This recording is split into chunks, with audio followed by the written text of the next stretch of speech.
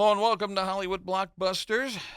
As always, I'm your host, Joe Holllywood, and once again, I'm joined by Imaginos Pete Hey, hey. and Andrew Walker. When you're an Andrew, you're an Andrew all the way. You're gonna have to choose sides. Which side are you on? At least he was trying to snap to it. I wanna rumble.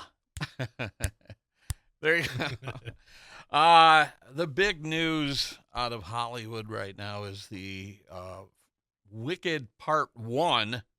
That kind of ticks me off a little bit, but They didn't market it like that, did they? no, they did not originally.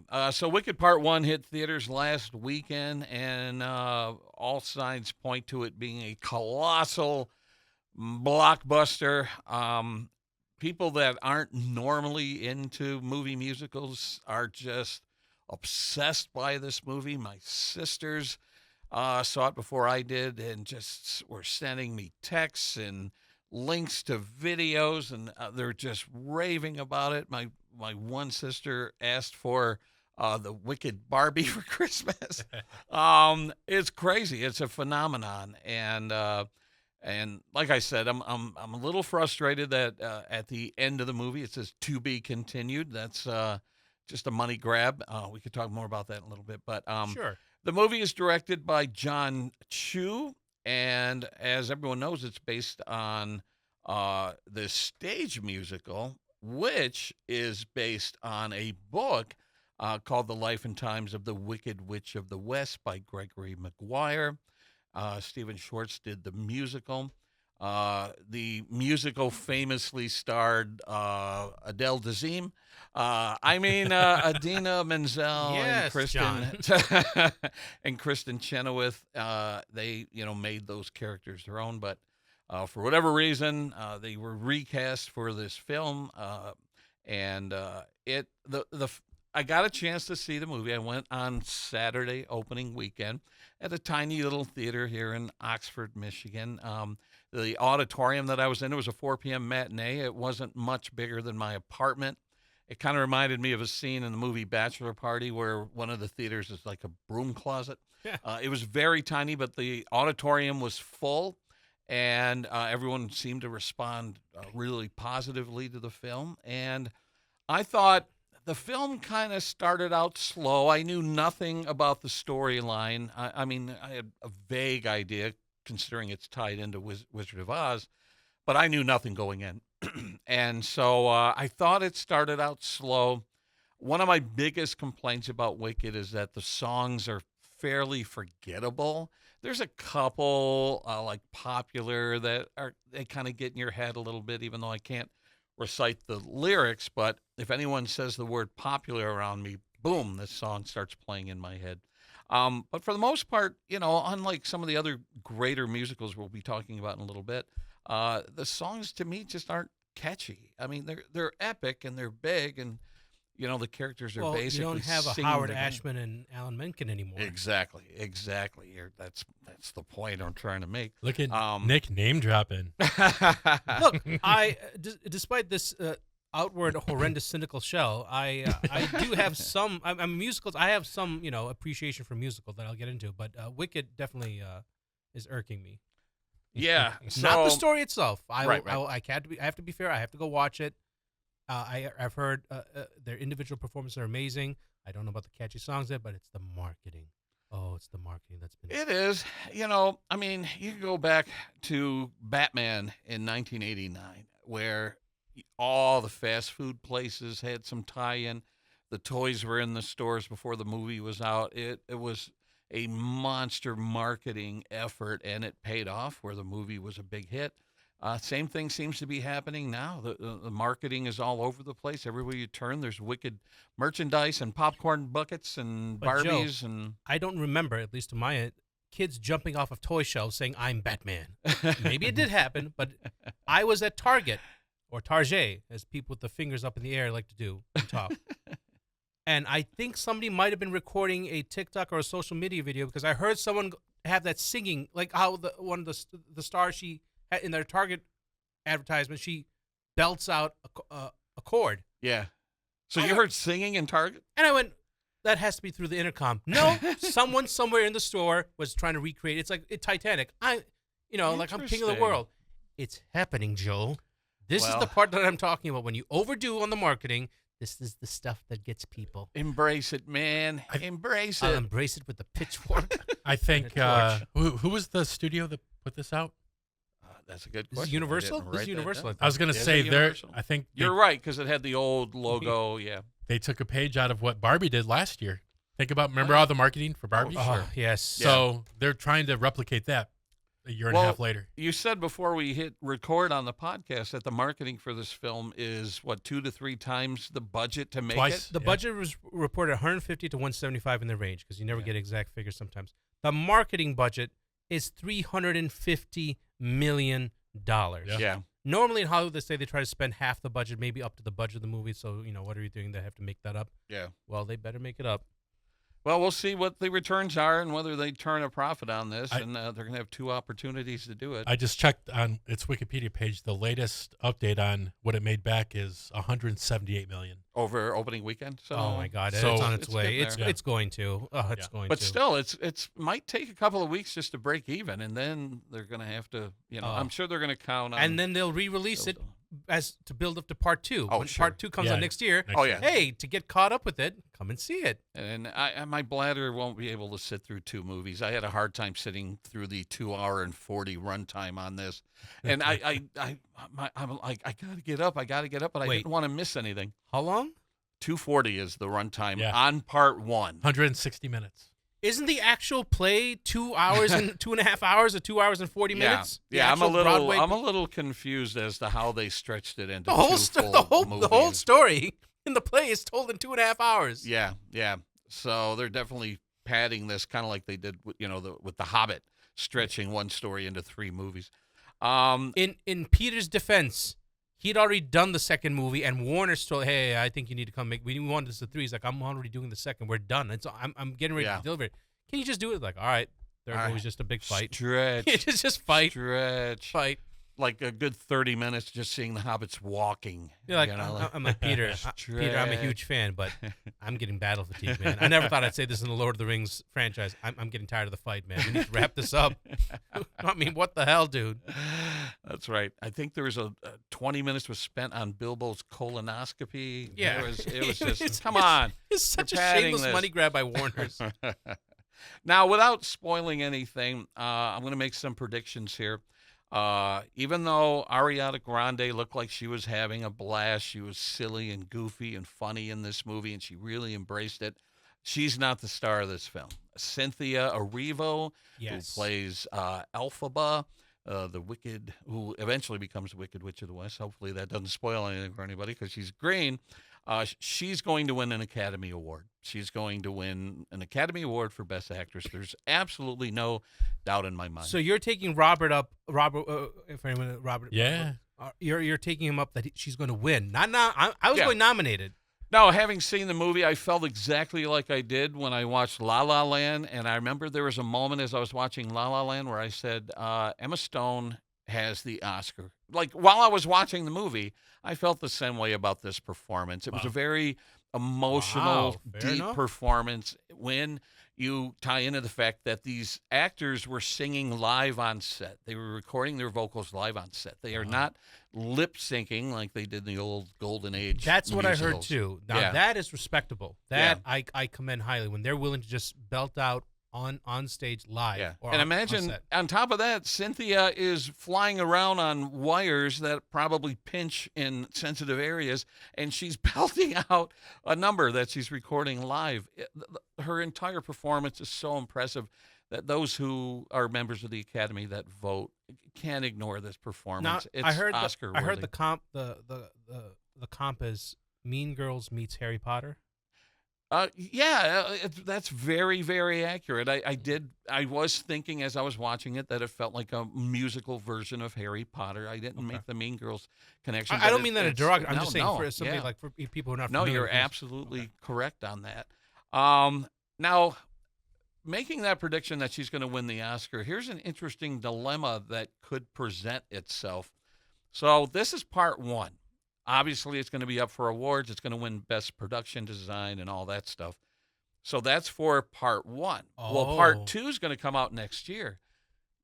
You think Does they're it- going to Lord of the Rings it? Does part 2 earn Academy Award nominations or wins?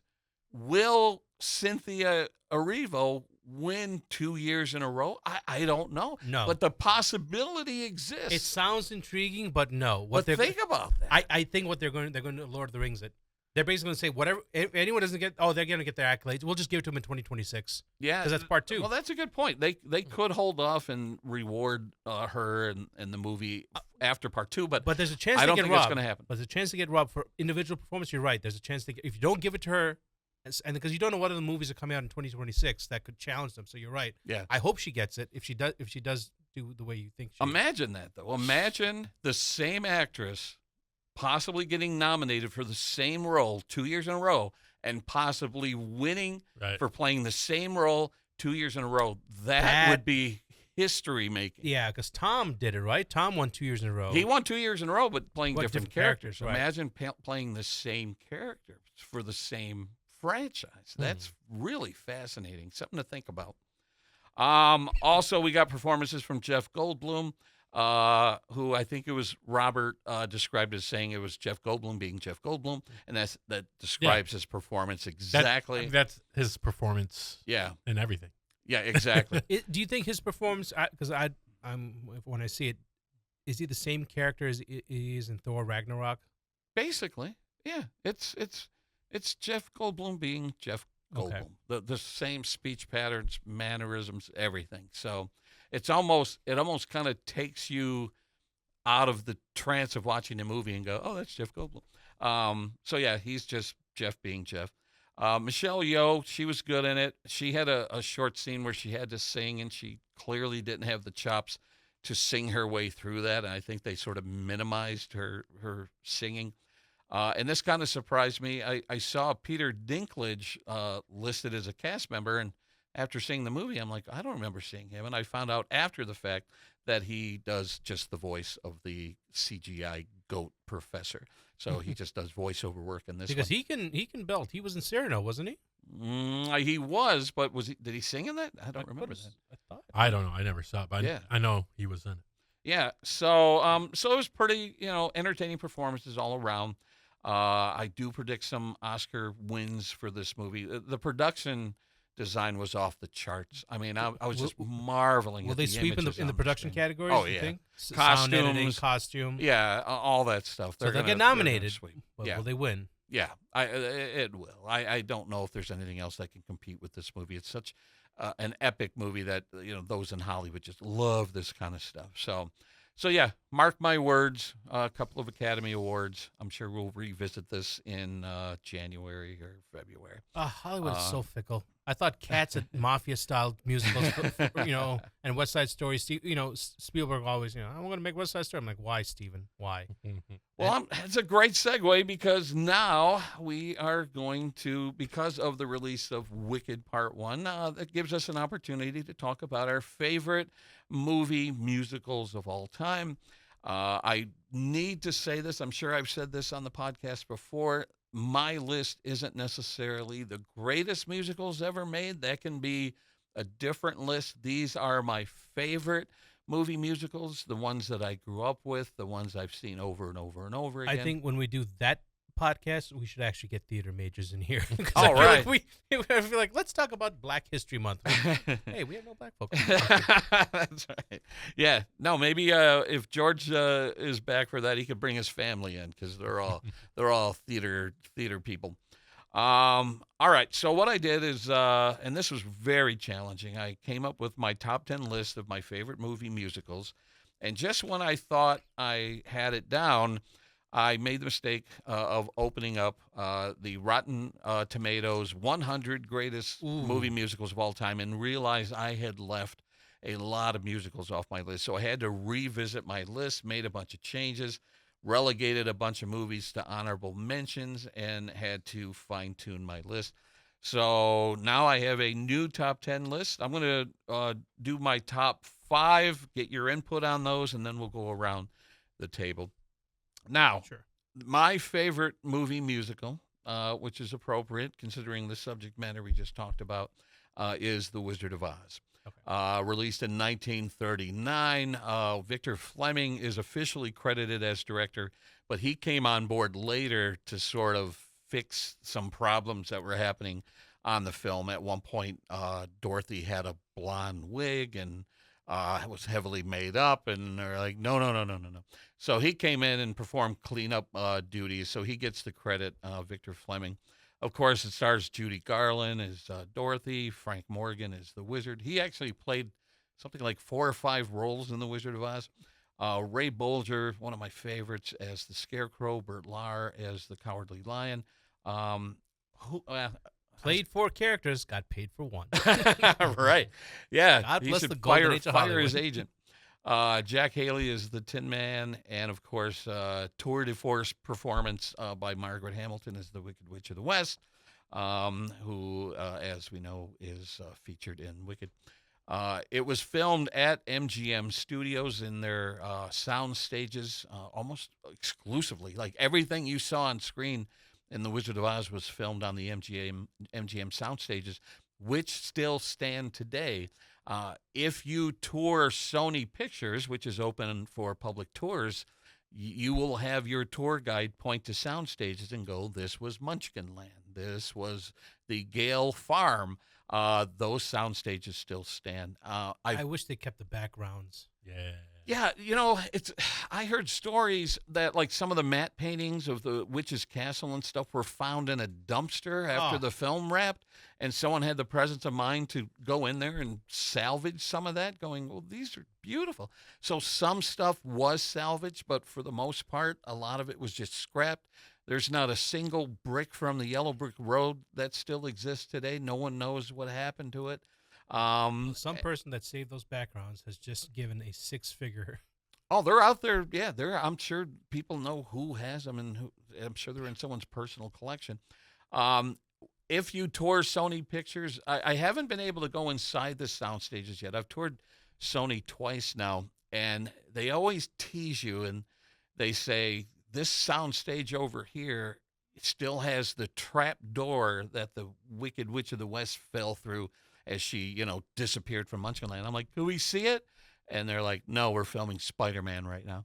So they tease you and tell you that these sound stages are still here, but there's always something going on where you can't get in there and see them. So I'm hoping one day I'm going to go there and get to see the trap door that Margaret Hamilton fell through. And Joe's going to pretend to be the tour guide. You're not the regular tour guide. Who are you? I was going to say, you can Pee Wee Herman it and just ride your bike through the sound stages, just disrupt productions. And yeah, but it is cool to know that those sound stages still exist. A lot of the backlots and stuff are gone at what used to be part of MGM.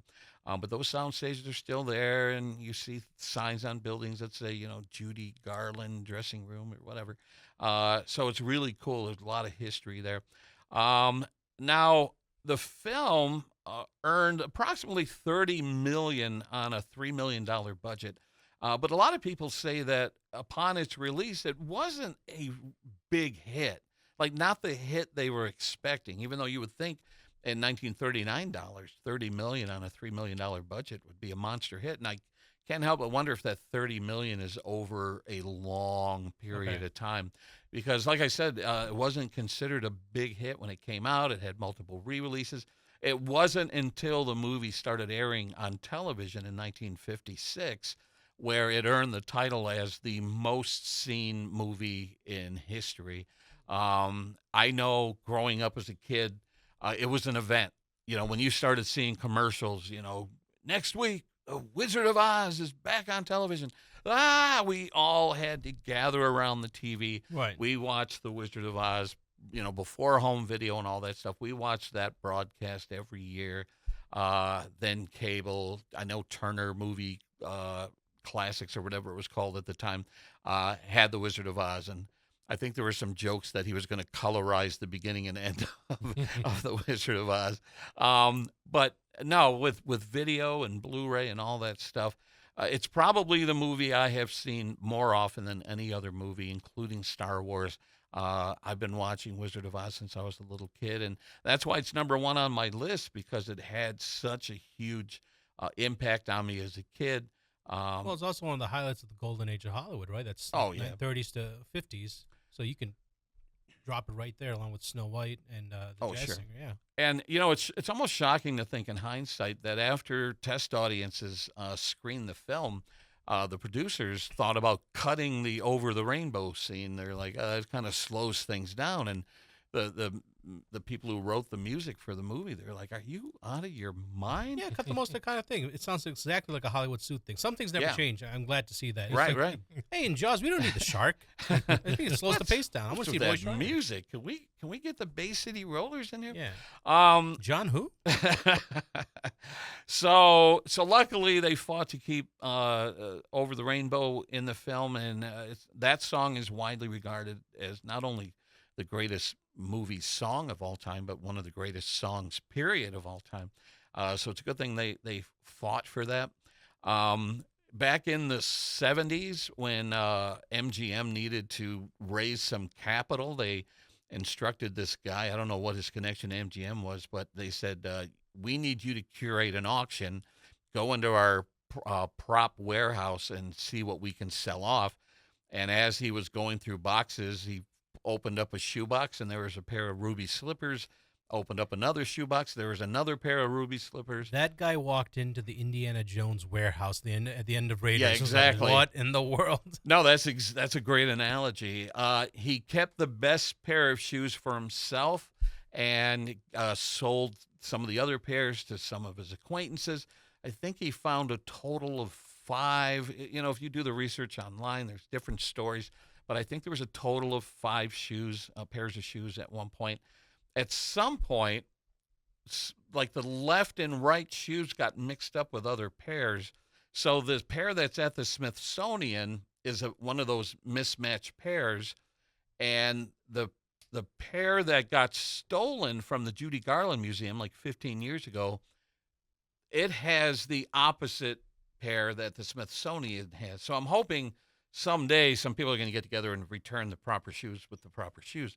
I don't know if you guys heard it, but did you hear about the story about this ruby slippers getting stolen about 15 years ago? No. There's a Judy Garland Museum in Grand Rapids, Minnesota, and they worked out an arrangement. This guy owned a pair of the ruby slippers and loaned them to the museum, and someone walked off with them without triggering an alarm, without leaving any evidence behind, and they were missing for 12 years, 13 years, something like that.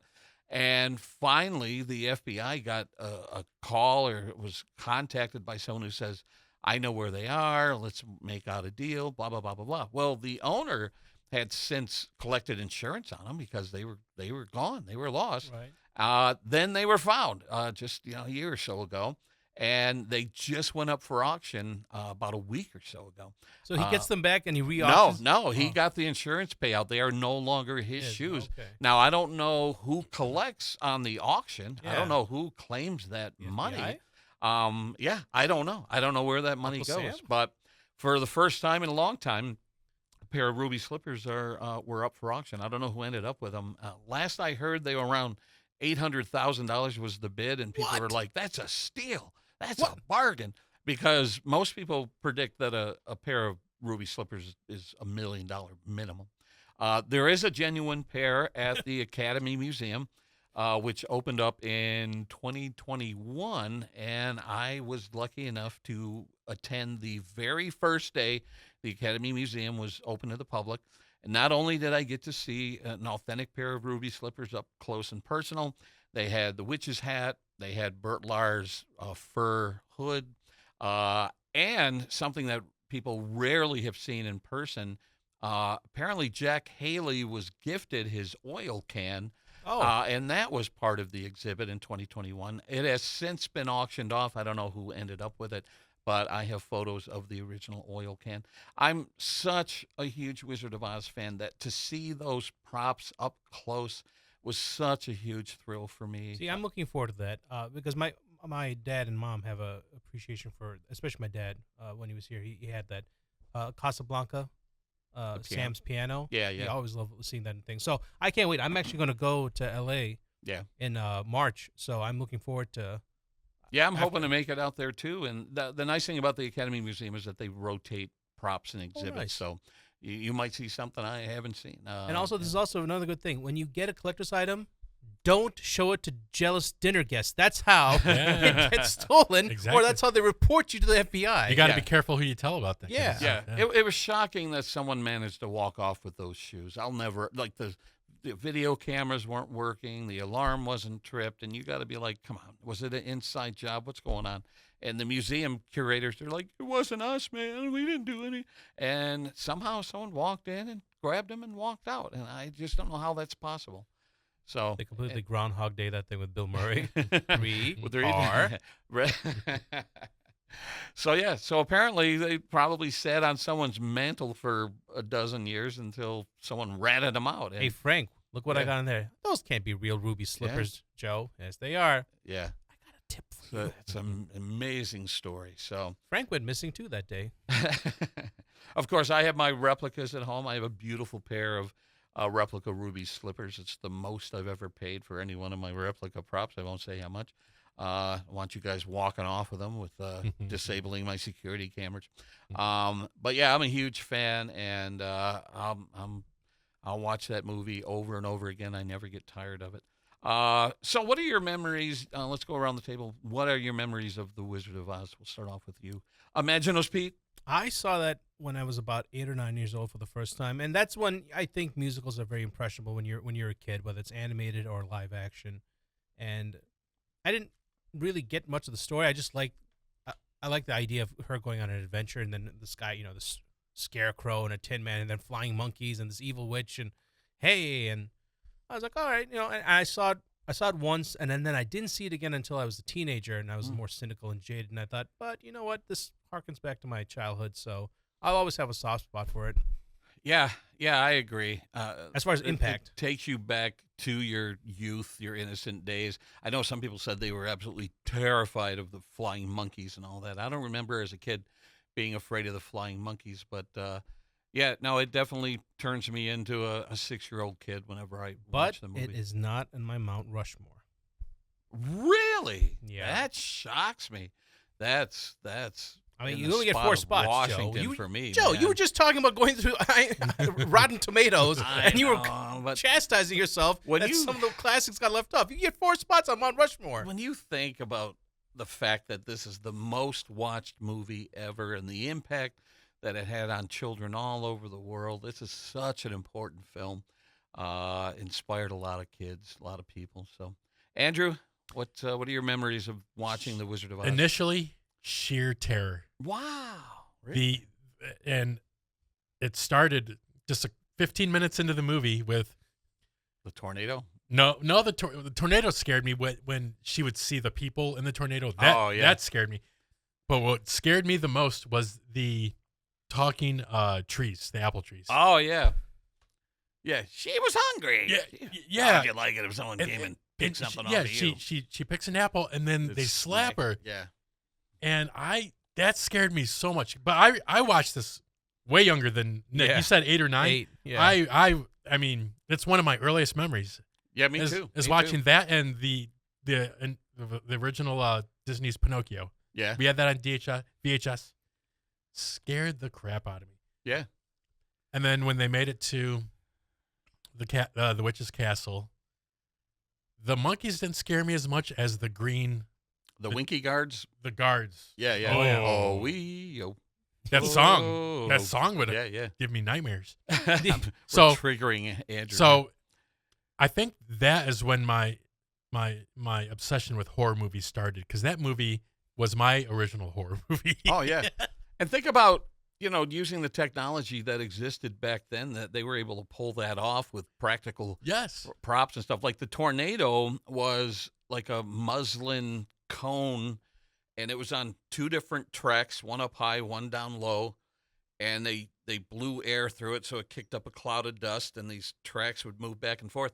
And you watch it today, and it looks like it's out of a documentary. It Like, looks good. you sit there and go, how did they do that? And one of my most common nightmares that I have, even as an adult, is tornadoes. I dream about tornadoes all the time, and I wonder if that seed was planted as a kid watching The Wizard of Oz.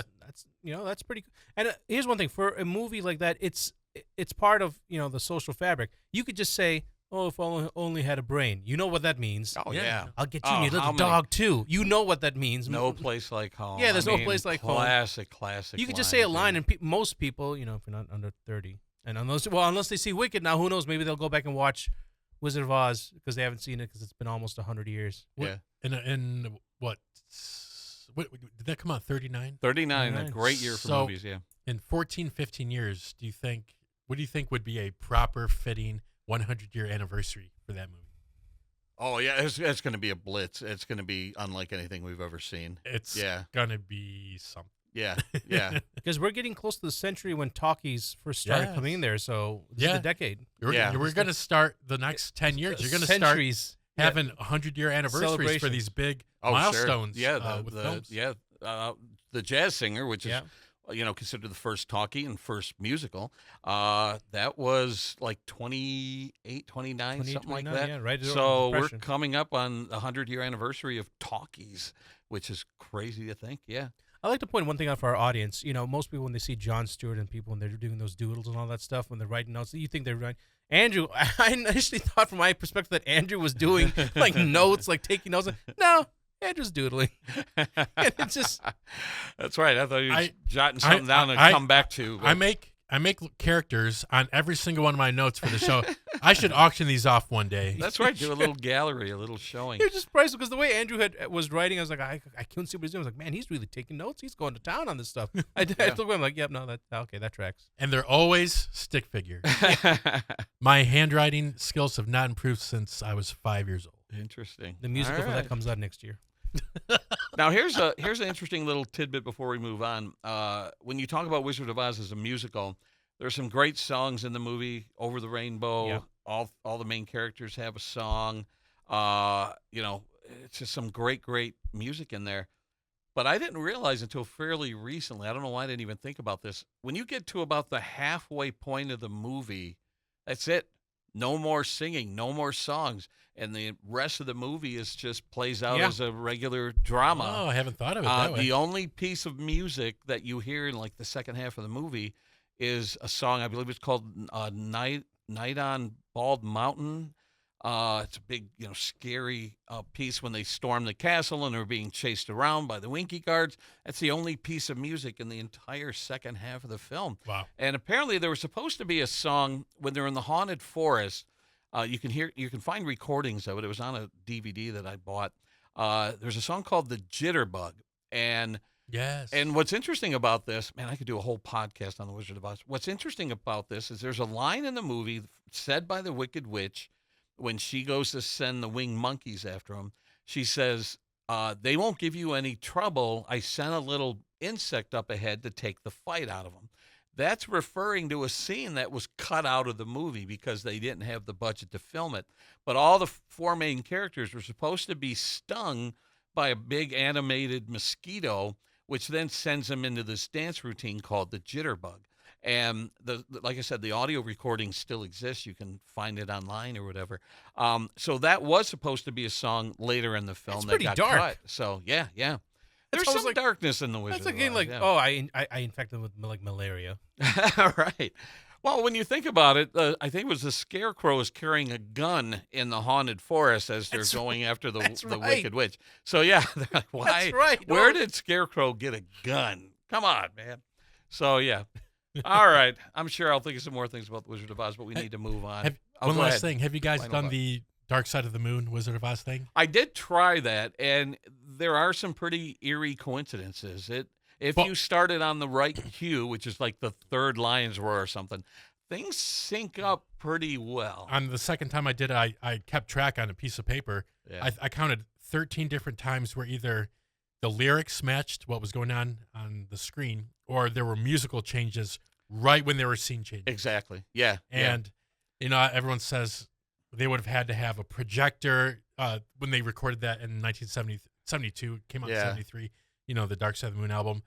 And they said it's highly unlikely that they I don't think it was deliberate, but it's eerie how many coincidences there are. And, there's there's a lyric about something about brains or whatever when the Scarecrow's on the screen, and there's a line about which is which when like Margaret Hamilton's on the screen. Yes, and it's coincidence. Very odd, very eerie. So Nick, Pink Floyd was a British psychedelic rock band that formed in 1967. Just so you know.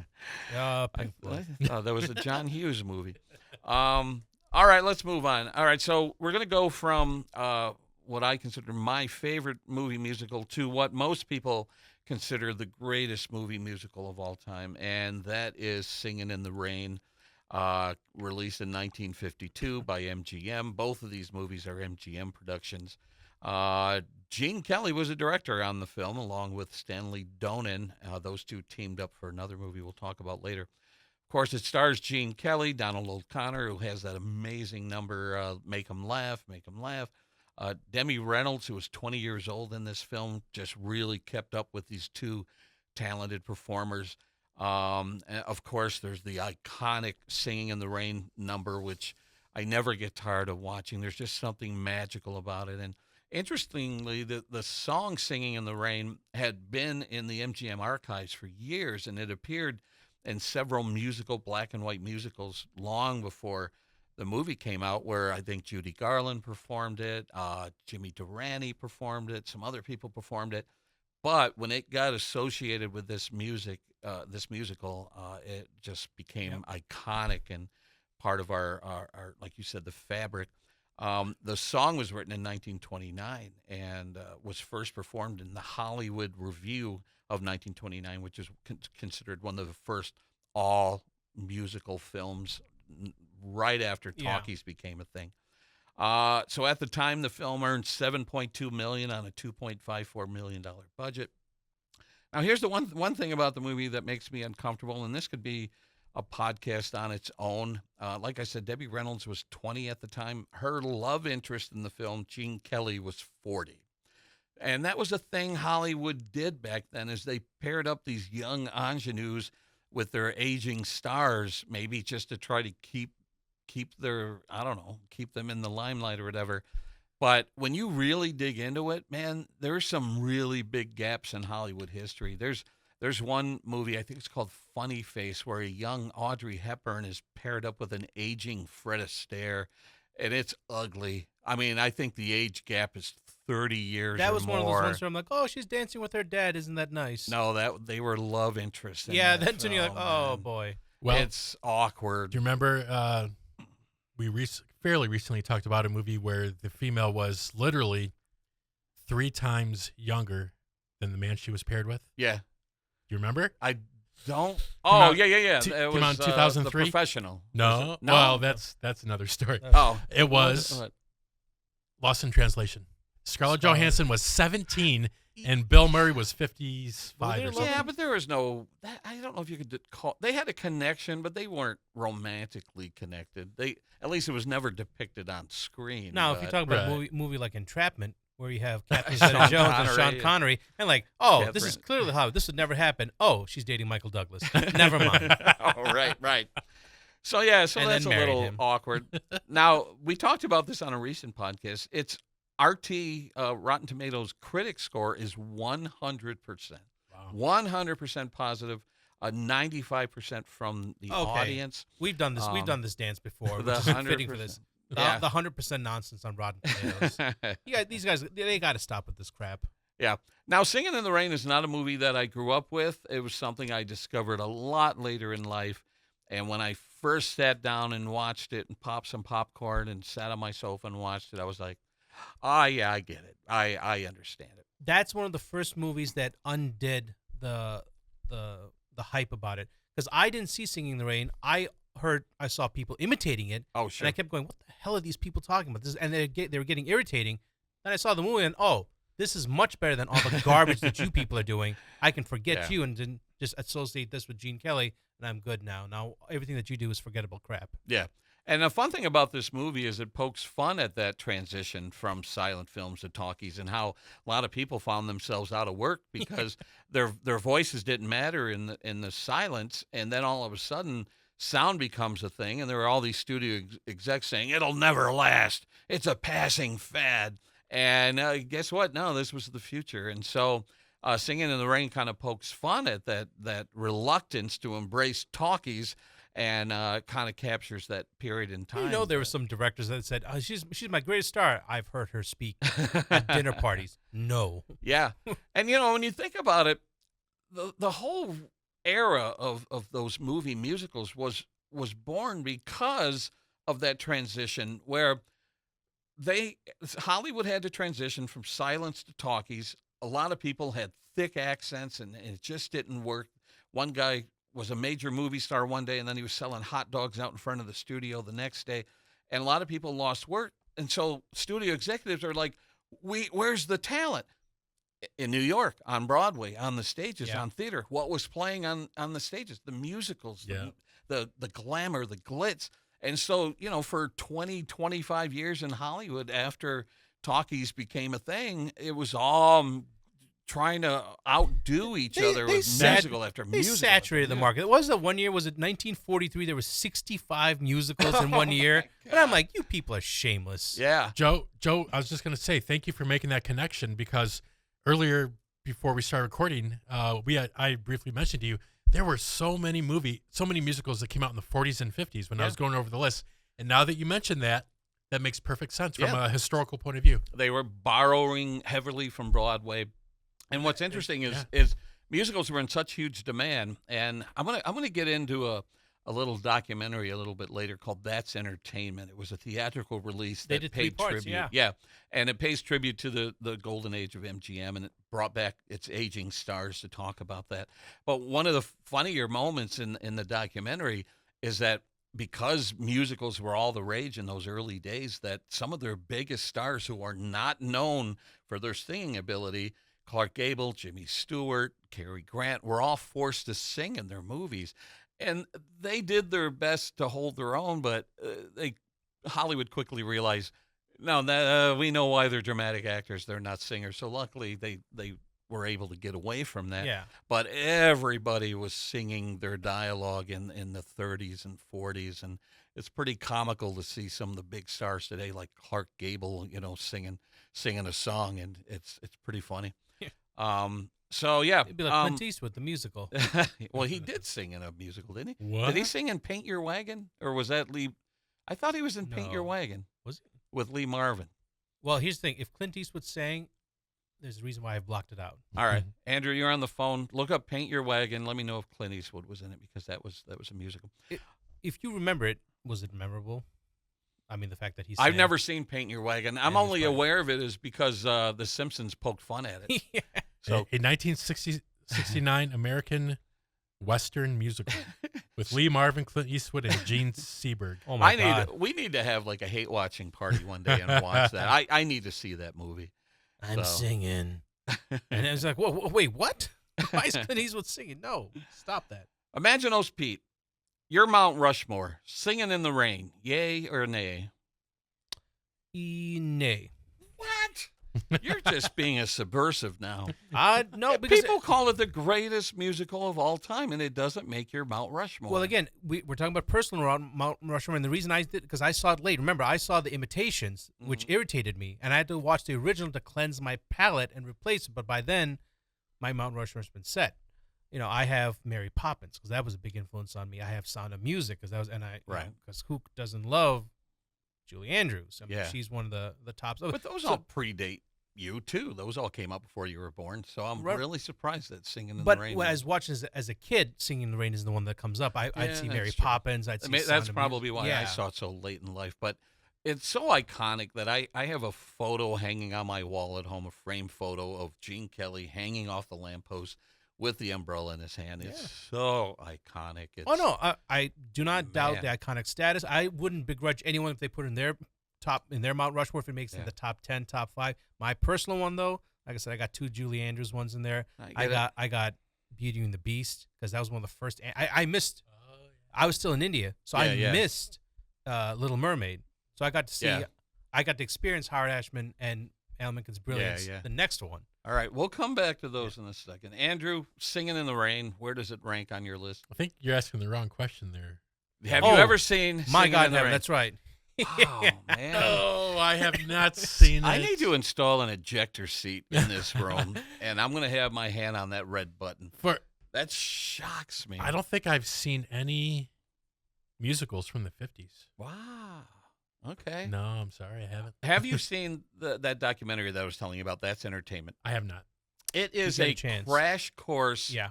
That'll get you up to speed. I really strongly If you get to watch parts 1, 2, and 3, you can go to any dinner party theater, and then don't overextend yourself. Don't get over your skis. Just Andrew, you're pretty cool to invite to this party, and then you can lie your way through it. That's what I do. Yeah, you can be like, that Singing in the Rain number was just a Nick- masterpiece. Well, what Nick about is this really other cultured. number? No, it's Singing in the Rain. Nick is really cultured. Then he starts talking about the Smurfs. All right, now my next film on this list, it may generate some eye rolls, but my defense is you had to be there to experience what a phenomenon this film was in 1978. The movie Grease, produced by Paramount, directed by Randall Kleiser, starring John Travolta, who was 23 at the time, playing a high school student, Olivia Newton-John, who was 29 at the time, playing a high school student, Stockard Channing, who was 33 years old, playing a high school Didn't senior. even make an attempt like she's in high school. That's as bad as Luke Perry. That's like Luke Perry syndrome before there's Luke Perry syndrome. Jeff Conaway, who was madly in love with Olivia Newton-John, but since he couldn't have her, he married her sister. He was 26 at the time. The youngest member of the main cast was actor Kelly Ward, who played Putsy. He was 20 years old at the time. Every other actor that played a main role in Grease was older than 20. Now, in 1978, I was 12 years old, so high school kids to me were so much older than me. So when I went to go see Grease, I'm like, oh, yeah, that makes sense to me. Then when you're in high school, you're like, wait, they all still look quite a bit older than me. And they're like, they're as old as my parents. So, yeah, they cast it up. But when you talk about marketing, when you talk about what a phenomenon this film was, get this. This is going to blow your mind.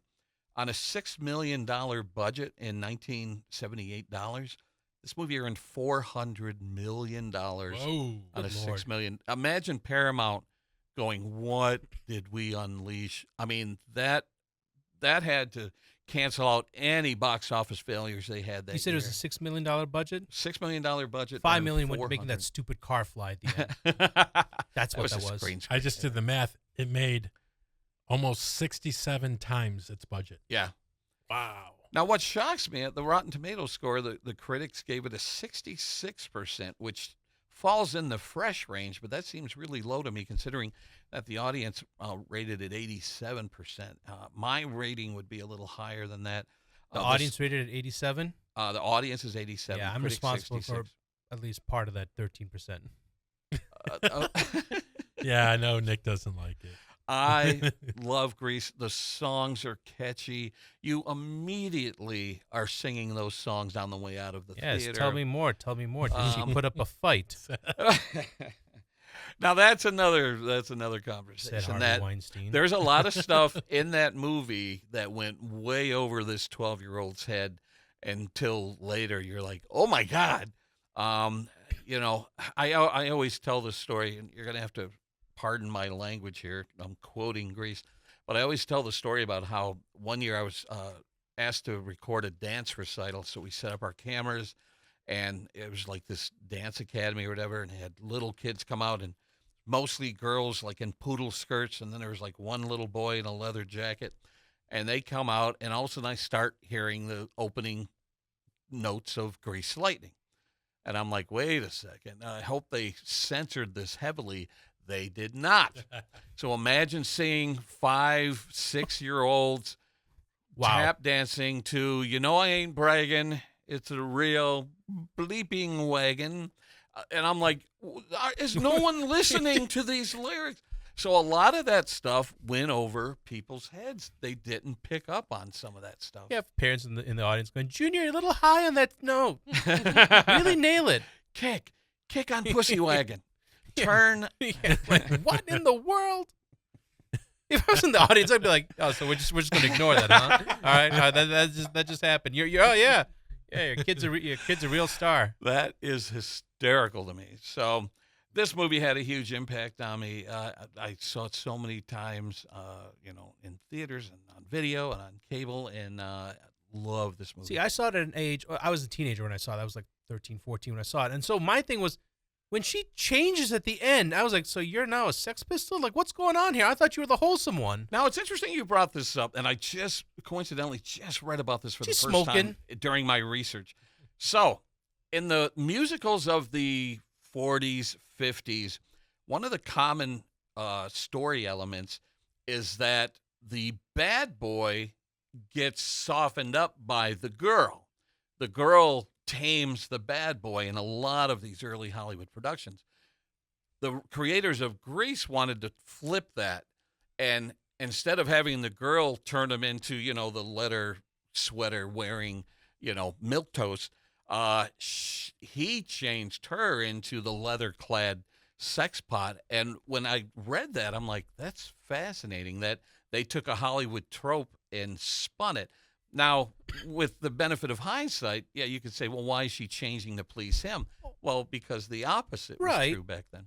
And that's a great point. What I would say is, you don't have to change him where he has to become a milquetoast. Just change him so he doesn't end up in prison. I mean, it's not milquetoast, it's prison or milquetoast. There's a happy medium in between, lady. I don't go to jail. That's good, sir. You shouldn't. Yeah. But you, on the other hand, lady, you don't have to become like, oh my goodness. But you have to admit that scene probably brought in the young teenagers like me, looking up at Olivia Newton-John in the painted-on leather pants. I don't know how she got into those pants. Oh, I thought that was CGI, I think she was sewn into them. Yeah. I think there was a seamstress sewing up the back of it. But it's an image I'll never forget as long as I live. So the movie had a huge impact on me. You've already expressed your input. Andrew? I also was about that same age. I think I was 14, and I saw it in Georgia when I was visiting down there. And once was enough. That's all I'm going to say. Interesting. and I, out of all respect for you, Joe, I think if I would have seen it at the age you were, when it came out. Yeah. And the time it came out, And in 78, I think I would have appreciated it more. Yeah. If I were to watch it now at 40, I probably would appreciate it much better than 26 years ago when I was 14. I don't really have an urge to watch it, but I may, if I get in the mood, I may watch it. But you bring up a great point, Andrew. It's like Star Wars. If Star Wars comes out too early, it fails. Too late, it fails. It came out in 77. This came out in 78. It came out at that exact right time. Maybe people were tired of disco. They wanted a little bit of a callback to the 50s because that was just 20 years earlier. And when you think about it too, because that's a good point that the American 50s Graffiti were hot. Yeah. American Graffiti, Happy Days, all that stuff. But also the movie musical had been sort of written off for a long time. So going back into the theaters to see this fresh new musical, which was based on and you get only a couple of like Sound of Music and Mary Poppins in the 60s, but from the golden age to late 70s, that's almost like 20 years where. Yes. Yeah. So it's one of the things you had to be there, and it's one of those movies where if I'm indoors, it's raining or snowing outside, I'm looking for something to watch. If it's on cable, my next hour or two is gone because it's one of those movies I sit and watch to the end every single time. I visited filming locations. Rydell High was comprised of two different high schools. Venice High School, where the front exteriors were shot, and Marshall High School, which was the carnival scene and all that. And the football field over at Venice High School, I snuck onto it a few years ago, and it still had the dirt track that was featured in the film where John Travolta's taking track. And I'm like, oh, my God, all these years later, and it still had the dirt track. Since then, they've upgraded to a modern surface track, but I was glad that I seen it as it looked in the movie. It was remarkable that it still looked as it did 30 years, 40 years earlier. It's pretty crazy. And of course, we can't have a podcast without me name dropping. I got to meet John Travolta back in 2000, and it was really cool to shake his hand and have a conversation with him. And he was very nice, despite what you hear about, Scientology and all that stuff. He was very kind and genuine and interested in what you had to say, and I would was praise really him. a great I experience. would praise him for butchering Idila Tazib. You know, he's like, he said it with such confidence. Didn't bat an eye. He didn't be like, wait. He's like, I know I'm wrong. I'm not going to pronounce it. Make up a name. Go. We'll deal with the consequences later. Adele Dazeem. Didn't even, and he was like, oh, I guess her name is Adele. I've had it wrong. If you're going to sell it hard. Don't even look back. All right. Imaginos Pete, you're going to appreciate this next one. Number 4 on my list. You know, it was one of those deals that when I'm like, you know, I haven't seen this in a while. I need to see if it's as good as I remember it. And when I sat down and watched it again recently, I'm like, yeah, this is better than I remember it. I am talking about Mary Poppins, 1964, the first Disney film on my list, directed by Robert Stevenson, shot entirely at the Disney Studios in L.A., based on the book by P.L. Travers, and that whole thing was depicted in, what was that movie called with Tom Hanks? Farrell and Tom Hanks. Oh, my God, I know what you're talking about. Yeah, why am I drawing a blank on that? But that was all depicted in that. Mr. Popper's Penguins? What's that? Wasn't it called Mr. Popper's Penguins? No, that's a different one. It was it was something else. Of course, stars Julie Andrews, who won an Oscar for her role as Mary Poppins. Dick Van Dyke, who both of them are still with us today. That's amazing. You mentioned a songwriting team, the Menken and Howard Ashman and Alan the music for Mary Poppins was written by Richard and Robert Sherman, who were the equivalent of your songwriting duo 20 years earlier.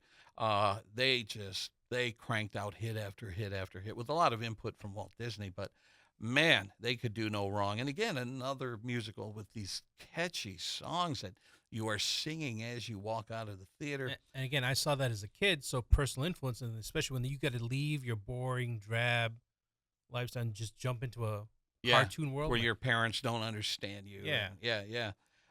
This movie earned $103 million initially on a $4 to $6 million budget. 97% and 86% on Rotten Tomatoes. I thought the audience score would be higher because this movie's such a classic. In addition to Julie Andrews' Oscar, it won Oscars for film editing, music score, and best song. Now, this is interesting. If you're familiar with the music of Mary Poppins, which song do you think won the Oscar for best song? Somewhere Over the Rainbow? Wrong movie. Wrong movie. Because it's not A Spoonful of Sugar. No, even though that's catchy as heck. It's supercalifragilistic. It's not that one either. That one's catchy as heck. So I'm thinking. No, again, no. Chem Cherry. That one won the Oscar for best song, which kind of surprised me when I heard that. But just classic film. Just great effects and blending animation and live action. And what's kind of interesting is in L.A., I found out that in Griffith Park, there's a carousel in Griffith Park. Disney used to take his 2 young daughters to the carousel, and he would watch people picnicking and having fun and riding the carousel. Not only did that carousel inspire Disneyland, but when you think about the carousel ride in Mary Poppins and the horses come loose and they're racing each other, that was all inspired by this carousel in Griffith Park. So that's another thing for you to visit. When you're in L.A., go to Griffith Park, find the carousel, and there's a big picture of Disney there visiting, and it's widely known for having a huge impact on. Jeez, Joe, I'll just time my visit when you're there, and then I can just. I'll give you the grand tour. The grand tour. Mary Poppins, one of the all-time great Disney flicks. I know P.L. Travers. I guess she was mortified when she saw the finished product, which doesn't make any sense, but it was her baby. It was, I guess in the book, Mary Poppins was more of a stern curmudgeon, where Julie Andrews was the sweet, fun friend. Disney knew what audience to cater to. It was like, I need kids to, and I was one of those kids. I was like, hey, I like that. If I saw a bitter curmudgeon, I was like, I don't want to watch this movie. Now, the interesting thing is, Julie Andrews was on Broadway performing My Fair Lady. When Holllywood came calling and they wanted to turn My Fair Lady into a movie, Julie was like, great. And they said, no, not you. They wanted Audrey Hepburn, who could not sing, so she had her voice dubbed by Marnie Nixon. and that's a whole nother story.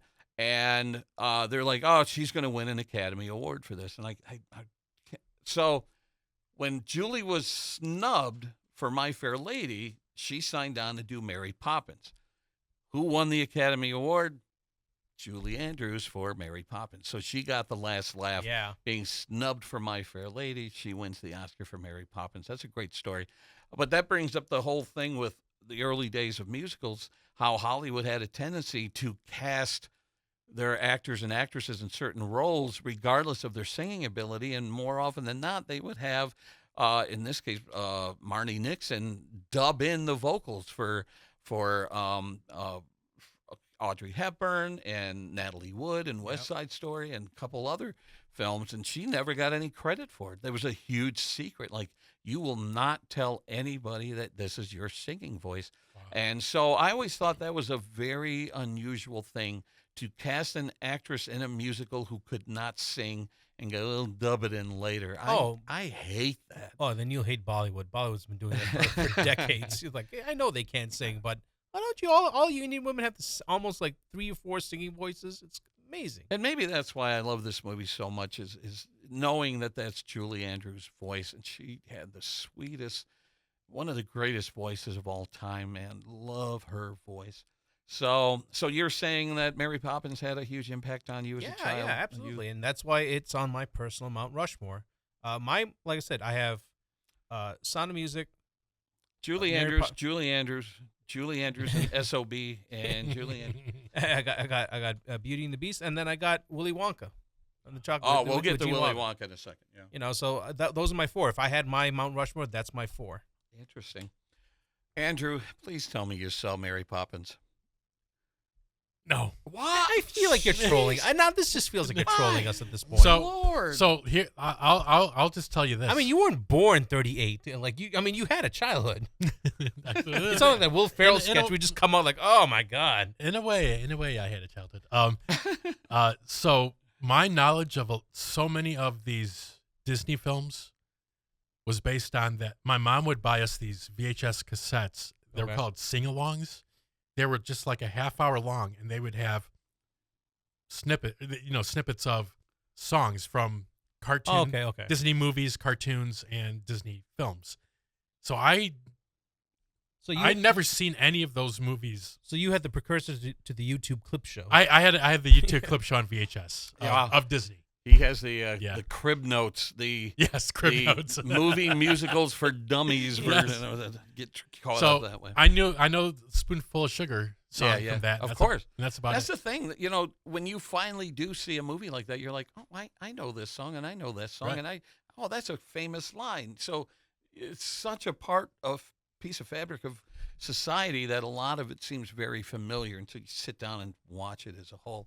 Mm-hmm. When I went through my replica prop collecting phase, I'm like, okay, what are some of the greatest props of all time? And one of the props I had to have in my collection, I had it custom made for me, was Mary Poppins' bag, her carpet bag. And the person who made it did such an amazing job on it. It looks right out of the film. Then somebody made me a custom-made umbrella with the parrot head on the one end.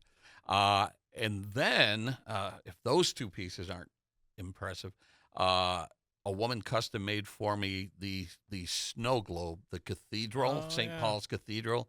And you shake it, and little birds fly around in it, and that transitions to a musical number about the lady feeding the birds or whatever. So I have this Mary Poppins collection at home, and this is going to sound corny, but I made her hat. It looks like it's right out of the movie. I handmade her hat. So I have this little display of Mary Poppins items right in my home, and I smile every time I take a look at it. So yeah, the Mary Poppins had a huge impact on me. Number 5 on my list before we go around the table. This is tough because so many of these other movies could have easily gone into this. But I have to take into account the time period and the effect this movie had on me. We're not going too far back. This is 1991, Beauty and the Beast, the second Disney movie on my list here. And starring Paige O'Hara as Belle. A surprising performance by Robbie Benson, who was kind of a teen idol when I was young. And now here he is voicing the gruff beast. Jerry Orbach and David Ogden Stiers, who was Winchester on MASH. They did Cogsworth and Lumiere. They were great. And, of course, Angela Lansbury's Mrs. Potts. Music by Alan Menken. Earned a whopping... And Howard Ashman. He was still there. Yeah. Earned a whopping $424 million on a $25 million budget. 93%. Both critics and audience agree. 93% on Rotten Tomatoes. In 2017, they did a live-action remake with Emma Watson, which I thought was adequate but totally unnecessary. Yeah. And if you say Beauty and the Beast, I'm not thinking about that remake. I'm talking about the original animation. Now, like you, when Little Mermaid came out, I kind of dismissed it as a kiddie film. Never saw it in the theater. It wasn't really on my radar. And then when Beauty and the Beast came out, all my friends who were Disney fanatics were like, Joe, you got to see this movie. You got to see this movie. So they had all already seen it. They dragged me to the theater to see this movie. And this has happened to me multiple times. As I'm sitting there watching the movie, I look down the row, and everyone's staring at me to get my reaction. And, of course, I ended up sobbing like an idiot in this movie. And after it was all said and done, I'm like, this is one of the greatest movies I've ever seen. It's one of my, not just musicals, it's one of my all-time favorite movies ever. And actually, that's the case for a lot of these movies on my list. A lot of these movies are my all-time favorite movies ever. They're on my 100 greatest movie list. But Beauty and the Beast, it just spoke to me for some reason, really affected me. Now, what I found interesting is years and years and years later, there are some women who hate the movie because it glorifies an abusive relationship, that the Beast treated Belle poorly, locked her up in his castle, and romance flies, and they end up together at the end. And I'm like, all right, I see where you're coming from, but I don't think that was the intent of this film. No. Like, you're making it a lot more darker than it actually was. I just think it's about finding the good within a person and bringing that to the surface. And I mean, that sounds like you really want to hate on the movie because she made a choice. Yeah. Like, he was like, you can leave. I'm keeping your dad because I'm a petty jerk because, I'm a beast. Yeah. And she makes a choice to stay. He's like, oh, you will? And then the animation was so well, you see in his eyes like, oh, damn, I might be an ass. And he, you have to take into account that he was, he has this curse on him, so that makes him a bitter, angry person, even though he may have deserved the curse because he was kind of an ass when he was young. He was a jerky teen. Right. So he got punished for that. So, of course, he's going to be bitter and angry, and it was up to Belle to bring out his soft side and his gentle side. And watching that metamorphosis is what makes the movie. And when Belle, finally says to him, I love you, man, that just... And he lets her leave again for her dad. Yeah. I was like, if that's an abuse, I'm like, all right. It's a happy ending. I love the movie. It's one of my all-time favorite movies. So, Nick, it sounds like you and I agree on this. Andrew, Beauty and the Beast? I saw it when I was young. I don't really remember. I remember kind of liking it. I know my sister loved it, along with, of course, Little Mermaid. But it's one of those movies. I saw it when I did it. I have no reason to really go back and watch it. Wow. Yeah. I love that. Because that was that string where I missed Little Mermaid. That was, it was Little Mermaid, Aladdin, Beauty and the Beast, Aladdin, yep. Lion King, Pocahontas. I mean, they were just hitting a streak where you're like, man, Disney can do one no wrong. after another. Yeah. All right, so that's my top 5. Let's go around the table and talk about any movies we haven't touched on yet. Nick, what would be the next movie you would bring up that you want to go into detail on? For a musical? I mean, not really. I mean, for me, now, this gets the thing where... Well, I want to talk about your Mount Rushmore. So let's. I did my Mount Rushmore. No, I know, but I want to delve into it. All right. Let's talk about Willy Wonka, because that's one of my all-time favorites. That's on my list as well. Yep, and it's on my list just too. watched it this past weekend. It happened to be on TV, and I sat down and watched it. And it is so nuts, so crazy. Gene Wilder is just amazing in it. He's an absolute lunatic in this film. And Grandpa Joe's the villain. What's that? And Grandpa Joe's the villain. Of the movie. Well, you know what's funny? Now, apparently in the book, Grandpa Joe is described as being like 90-something years old. Yeah. In reality, Jack Albertson was 60-something years old. But then there's a line in the film where he says, "I've been in this bed for 20 years." Now, knowing that Jack Albertson was 60, I'm like, so you climbed into bed when you were in your 40s and haven't gotten out? I found out later that he's supposed to be in his 90s, which means he was bedridden in his 70s. But all of a sudden, he gets his golden ticket, and guess what? I could walk again. Not just that. I got a golden ticket. I'm like, you don't have anything, old man. Charlie has that ticket.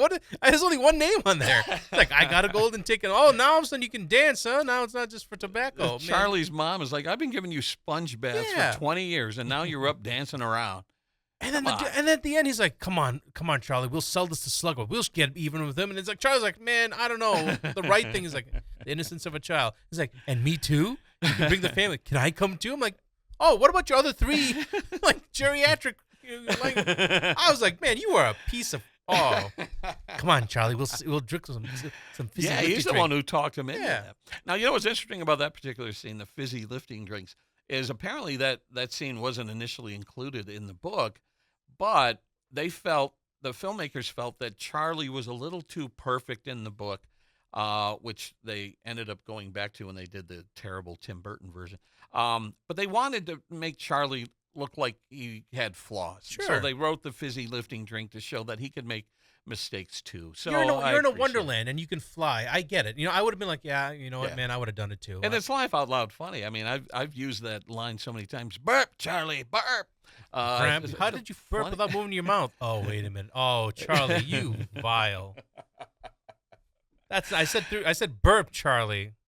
But yeah, I've seen people describe the movie as like, you could almost edit a trailer to make it look like a horror film where kids are dying left and right. And, obviously it's played as comedy, but when you really analyze what's going on, it's like these kids might be dead. While there was mass, just the way he would put the comedy in when the Oompa Loompa whispers, no, I won't hold you responsible. It's like, oh my God. I'm like, it's like, Mom passes up. Yeah, no. But yeah, you got to say, maybe those kids kind of deserved it. Is that the one that goes to the incinerator? No, that's Tuesdays. It's every other day.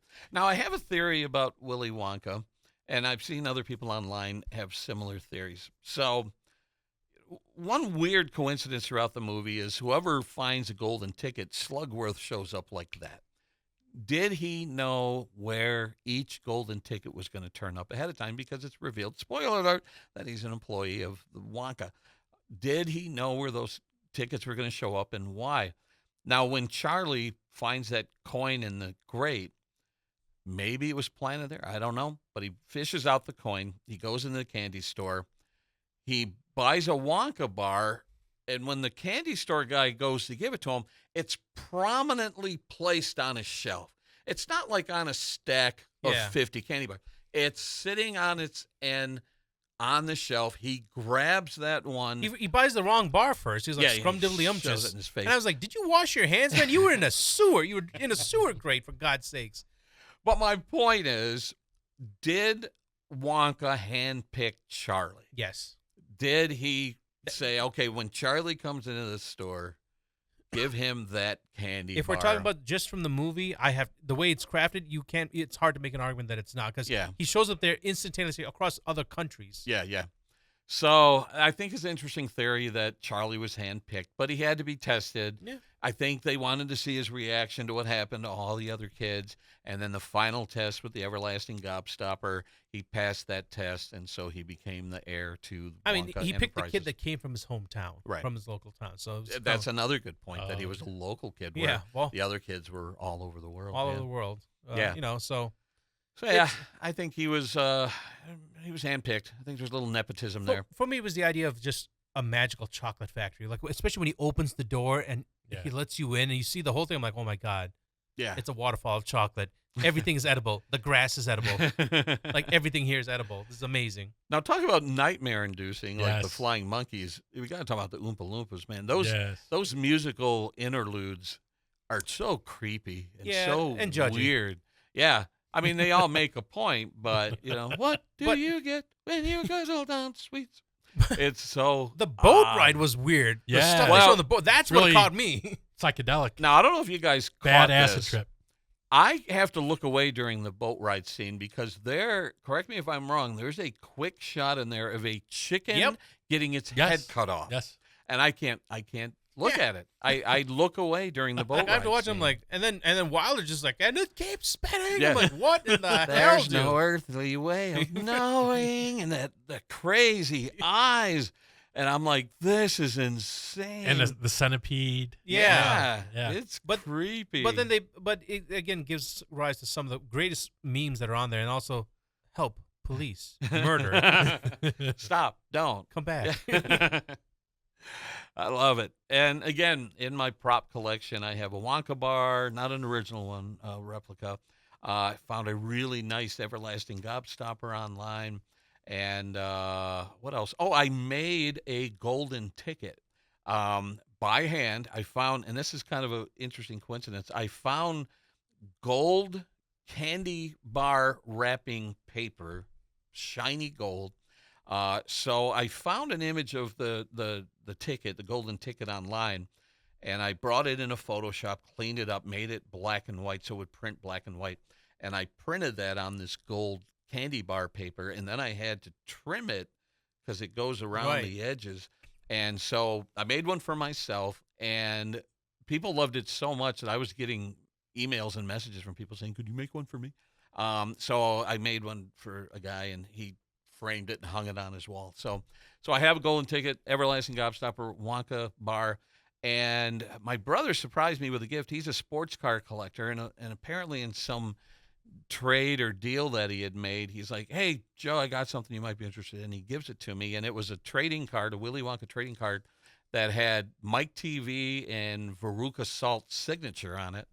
And I'm like, well, this is cool. But then it was haunting me. It's like, I got to get Charlie's. So I found Charlie's online from the same set, bought Charlie's card. So now I have autographs from Charlie, Veruca, and Mike TV. Unfortunately, Violet passed away a few years ago. But and then Augustus still is out there somewhere. I don't think he took part in that particular signing, but so yeah, I have a little Willy Wonka shrine, and again, that's another movie that I watched as a kid over and over and over again, and it was so weird and so demented, but the songs were great, and just love that I'm movie. convinced that if anybody builds a Willy Wonka theme park or like a factory for a ride, it'll be the highest. Like, people will make pilgrimages to that. If everything is as fun as you can make it. Well, imagine. I don't think it would be sanitary to allow you to eat the things. Oh, growing no. out of the floor. I don't want people. But how cool would that be? Like if they allowed a tour group in, you could eat whatever the hell you want, and when you leave, they replaced everything. That would be really, and build like cool. an adjoining hotel to it, so then people can stay overnight, and then you'd have probably one of the most successful theme parks. Oh, that would be amazing. The parents have to sign a waiver that 4 of the kids have to die. Now they didn't die. Well, not on camera. Yeah, not on camera. But they were bad eggs. Wah, wah. This is up there with one of my favorite movies of all time. I love Willy Wonka. I mean, it's up there with Wizard of Oz for me. In terms of how much I watched it as a kid. Nice. How much I, memorized every scene and love everything. The set design, the how colorful it is. Yeah. It is. Yeah. And the performance, Gene Wilder's performance. And in a way, it's sort of kind of like Wizard of Oz, and not in the same way. Wizard of Oz is it's kind of like a road trip. They're like on the move, trying to get to something. Yeah. Whereas in this movie, they're just kind of going through the factory, but it's still they're on the move. Oh, they're constantly. Yeah. And those are my favorite types of movies, road trip movies. What's next? Yeah. At an early age, that really spoke to me. Those type of movies. So. Yes. But if you look at your list, Andrew, what's your Mount Rushmore? If you had to pick 4 on that list, have we touched on your number 1 yet? Yeah. See, I didn't even rank mine. Okay. Because, that's kind of hard. Which one? That's the point of the exercise. Those 2 though are up there. Are definitely on my Mount Rushmore. Okay. Wizard of Oz. I agree. Willy Wonka. I'd have to think about the other ones. All right. Yeah. But for sure, Gotta right make some now, painful choices there, huh? I got a 13 on my list. So I want to talk about a movie that you just recently seen for the first time. This is the most recent movie to appear on my list, released in 2016. La La Land. Yes. A modern musical that brought back musicals when people thought musicals were dead. Yes, yes. I went in and saw this movie. I just love movies about Hollywood and L.A., so I went in, just knowing I was going to like it, but I was blown away. I thought these numbers were so catchy that you would find yourself singing them at the end of the movie. The only complaint I have about the movie is I sometimes wonder, even though Ryan Gosling comes from a musical background, he was a Mouseketeer or whatever. Yeah. I just sometimes wonder if he was miscast. I thought he acted fine in the movie. I thought the character, he did exactly what was needed for the character, where he wasn't really likable as a character. The weakness is the singing. I didn't think he had the vocal chops to pull it off. I didn't have a problem with Emma Stone singing. I thought she, despite her speaking voice, which is normally raspy, I thought her singing voice was very sweet. And those two sang live on the set as well, just like Wicked and Les Mis with Anne Hathaway. They all sang live during filming. So that's the only gripe I have is, was Ryan Gosling miscast for the singing But parts? Chazelle wanted that. He actually picked actors that didn't have prominent singing backgrounds. That's what he was actually. He wanted. I wanted them to be like everyday people. Yeah. I was like, really? You were going for that? I'm like, all right. Yeah, and it's interesting. I mean, imagine being a director, being a casting person, casting a musical. Do you cast someone who can sing, but you have to work with them on the acting? Or do you cast someone who's a great actor, but you have to work with them on the singing? It's the latter. Because if you're going through any kind of theater school or acting, it's almost like there's a singing class and you hope you pay attention, even though that's not your focus. Yeah. It's almost like in medicine. It's like, oh, I'll never be a proctologist, so I'm going to ignore everything down there. Not realizing, hey, you better know something. Yeah. Yeah. You want to learn the adjacent If I things. specialize. But I guess my complaint about that, since we're talking about it, is there are some performances in some musicals that almost ruin the movie. One that immediately comes to mind that people talk about all the time was Russell Crowe in Les Miserables. Yeah. He could not sing. He barely passable as a singer. He's a fine actor, and he did fine in the acting parts, but a lot of his dialogue was sung, and he just didn't have the singing chops. So he almost ADR brought down that movie. Right. The other performance, and I think we may have talked about this before, was Marlon Brando in Guys and Dolls. During the acting and dialogue parts of the film, he was brilliant. He was great in that film. The singing, no. I'm shocked that, I don't know who was behind Guys and Dolls. I forgot who was behind it. I have it here somewhere. I'm shocked that they didn't bring MGM. It was an MGM musical. I'm shocked that they didn't bring somebody in to dub over his singing parts because, Marlon Brando's kind of known for that mumble mouth dialogue delivery. And when you have him singing a song, "Look, be a lady tonight," you just snap out of it and go, "Oh, no." Like Clint Eastwood singing.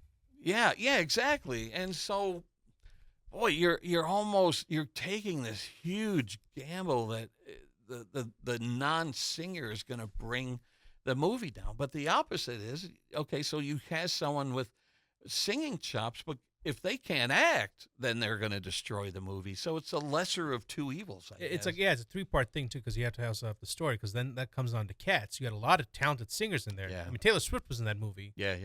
That movie sucked. Yeah, oh, yeah. What I think is, awful. I think that contributed. Had they actually just put him in regular, costumes? Yeah, like they do on stage. Yeah, that probably would have helped it a lot, because the CGI was so distracting, and then it didn't help that the story was awful.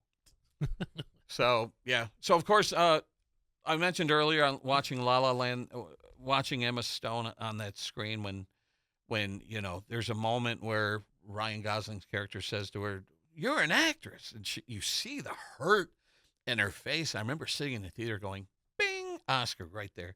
And then when she goes back home and he shows up and says, "You got to go to your audition," and the speech that she gave, I knew she was going to win an Oscar for that. And so the movie with its twist ending is one of my all-time favorite movies. I love the songs. I love the choreography. I love the the color palette, everything about this movie I love. But see, isn't that the way of Hollywood? Like, you'll get La La Land, musicals are back, and then you'll get West Side Story, Cats, like, oh, musicals are gone. And then you'll get Wicked, and then it's like, musicals are back.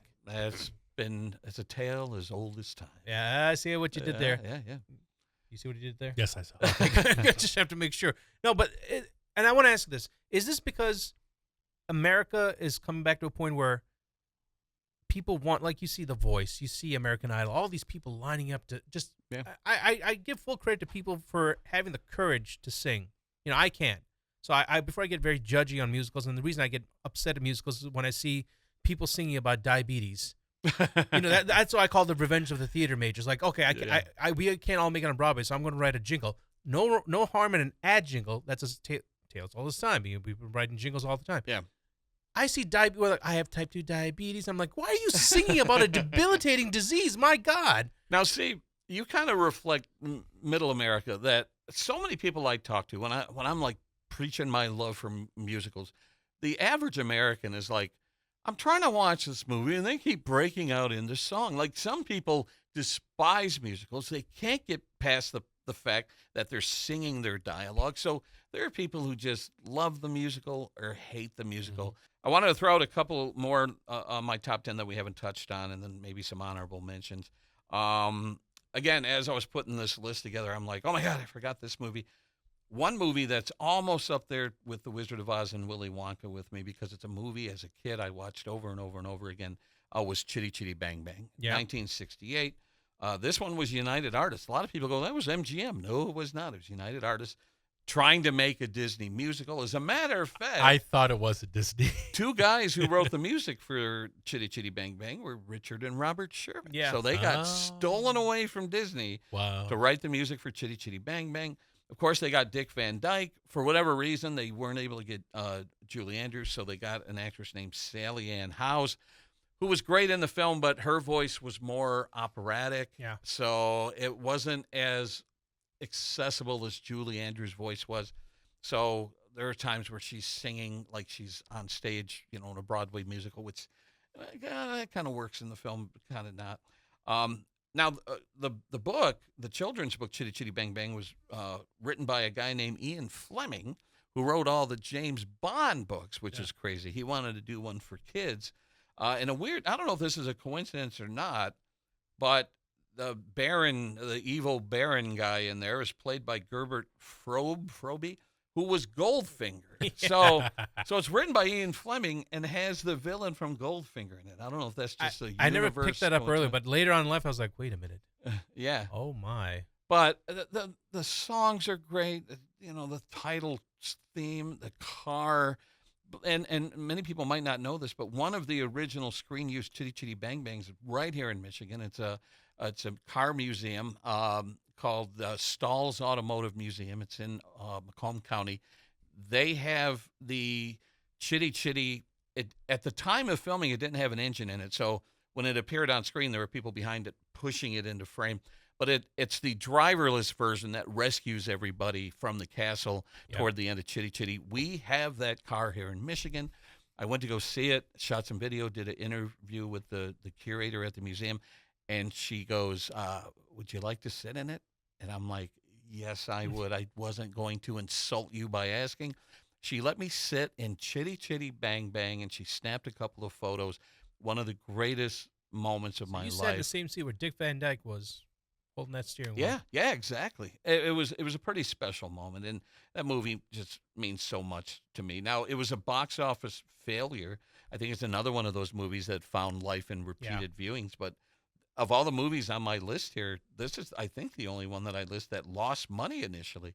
Grossed $7.5 million on a $10 to $12 million budget. So it was considered a disaster, and I don't know why. The child catcher, maybe he has something to do with it. He's as scary. I don't know if you guys remember the child catcher. He was as scary as the flying monkeys, the boat ride in Willy Wonka. He was terrifying. I have my own theory. Tell me, share me. Walt Disney. Oh, you think he? I think he didn't like when he's like, you leaving and you took Dick. I'm not going to let you take. That's not a bad theory. I'm like, oh, you think he might have told his friends in the media, like in the newspaper and stuff, don't promote this film. don't give it good reviews. He was I don't pulling know. Harvey Weinstein before Harvey Weinstein did what he did. I'm talking about as far as sabotaging movies, not the other stuff. Yeah. No, even though Disney did do some pretty awful stuff, but anti-Semitic something. Just a quick question: do you think if Chitty Chitty Bang Bang came out in the early '50s, it would have been more successful when musicals were really hot? Possibly. I don't know, how hot musicals were in 1968, so maybe it just, when did Mary Poppins was 64, so okay. I think it came in at the tail end of the current trend. The reason I say the waning end of it. The reason I say that is because that Clint Eastwood movie you mentioned a little bit ago, was it Paint It? Paint Your Wagon. Paint Your Wagon. I was reading about it, and it said the reason why that movie didn't do well is because it came out in '69, and they said no one was interested in seeing musicals. The civil rights era, Vietnam, what was going on at the time? 68, 69, we had Easy Rider, Bonnie and Clyde. So Hollywood society was shifting, Vietnam, all that stuff. So and you were getting towards the people were anti-hero getting stuff. cynical, yeah. Yes. But again, this movie would play on television every year, and as a kid, I really look forward to watching Chitty Chitty Bang Bang. Another movie I wanted to talk about that really spoke to me. I was 13 when this came out, 1979, The Muppet Movie, directed by James Frawley. Of course, Jim Henson, Frank Oz, and look at these cameos, people that made short appearances in this film. Milton Berle, Mel Brooks, James Coburn, Paint Your Wagon, Dom DeLuise, Bob Hope, Steve Martin, Richard Pryor, and even Orson Welles made a cameo in this film. And the fascinating backstory with this film is they had no idea if Muppets would work outside of a closed stage with lighting and everything. So they did a test film. You could find it online where Fozzie and Kermit went out into the world. They had a little camera follow them around. And there's a scene where they attract the attention of a herd of cows that come over, and they start performing for these cows. And you hear Jim Henson and Frank Oz off camera just cracking themselves up, just laughing hysterically. And when they looked at the film, they were like, absolutely, these Muppets can work in the real world. And the things they pulled off with Kermit riding a bike and Gonzo flying around with these balloons. And that was a painful omission for my Mount Rushmore.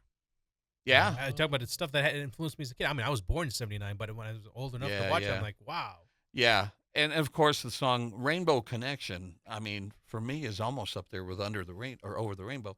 That's such a great movie song, "Rainbow Connection." So it was a pretty big hit, $65 million on an $8 million budget, 89%, 88% on Rotten Tomatoes, and it spawned a series of sequels that were kind of hit and miss. Yeah. One of my favorites. Not as high as Muppet Movie, but one of my favorites among that particular universe was a Muppet Christmas Carol. It's on my list. Yep. Yeah, I love that movie. I saw that on a date, and I don't know how fond she was of the movie, but I absolutely loved it. Yes. And that was a sign. If she didn't like it, leave the theater. Kick her to the curb. Michael Caine. I don't know what was going on with that dude. He didn't seem to be aware that he was in a Muppet movie. He acted his ass off in this movie. He took that role so seriously, which makes that movie so great. Let me tell you something. Michael Caine is a professional. That man acted his ass off in Jaws the Revenge. If he's putting that kind of effort in Jaws the Revenge, you will get a performance, my friend. The actor Brett Goldstein, who played Roy Kent in Ted Lasso, he's such a huge fan of this movie that when he does stand-up comedy, he'll like act out the film in like 3 minutes. He's such a huge fan of this film, and it's definitely one you want to watch with the holidays coming up. A couple of years ago, I went through a period. I just wanted to watch all the different film versions of A Christmas Carol. So I watched Scrooged, I watched this, I watched the early versions. Yeah. And it was a blast, like watching all the different interpretations of A Christmas Carol. But this is definitely one of my favorite takes. Did you watch Mickey's Christmas Carol?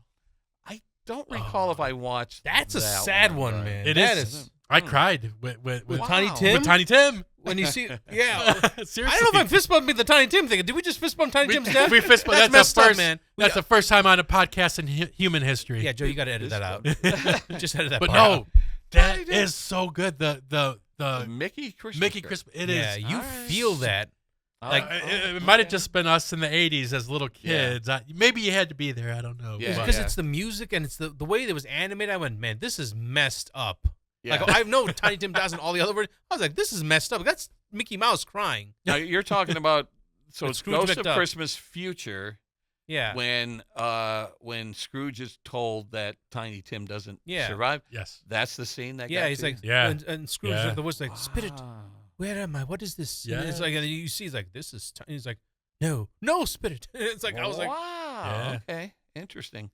So yeah, Muppet movie, Muppet Christmas Carol, must watch. The last movie that's on my top 10 list, and again, this is really hard because I had to bump movies off to include this, and some people might argue whether or not this is a true movie musical or not. But number 10 on my list is The Blues Brothers, 1980, directed by John Landis, written by Landis and Dan Aykroyd of Ghostbusters fame, starring Dan Aykroyd, John Belushi, Carrie Fisher, with cameos by legends James Brown, Cab Calloway, Ray Charles, Aretha Franklin, and others. Pretty massive hit. Probably the most successful movie spawned from Saturday Night Live. Yes. $115 million gross on a $27 million budget. Yep. Not as popular with critics on RT, 71%, but 92% from audience. I absolutely stand by the fact that this is a musical. It breaks into amazing numbers. There's a fantasy Cab Calloway sequence, the Ray Charles sequence in the music store when everyone out on the streets are dancing along to Shake a Tail Feather. Definitely a movie musical for me. And so this is a question I want to get. What makes a movie a musical?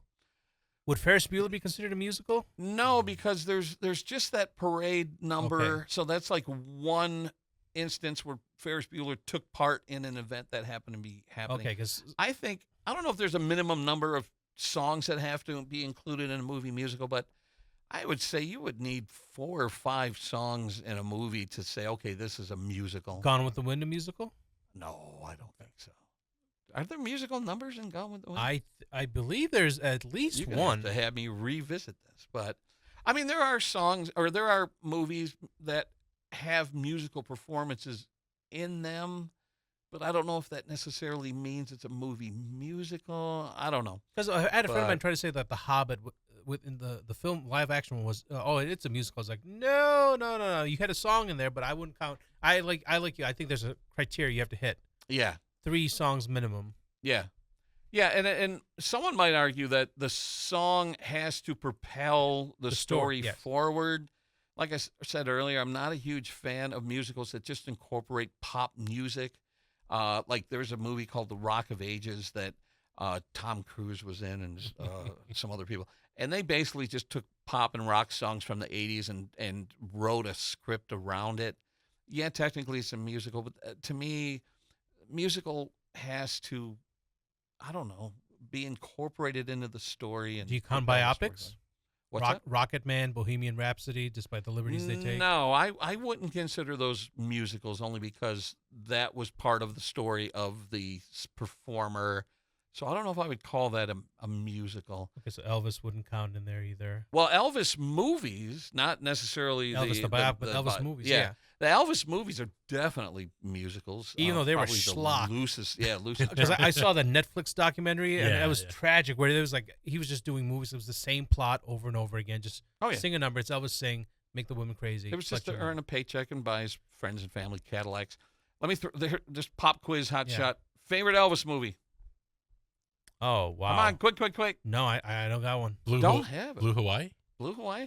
For me personally, it's a toss-up between Jailhouse Rock, which has some serious story elements, and Elvis does some real acting in Jailhouse Rock.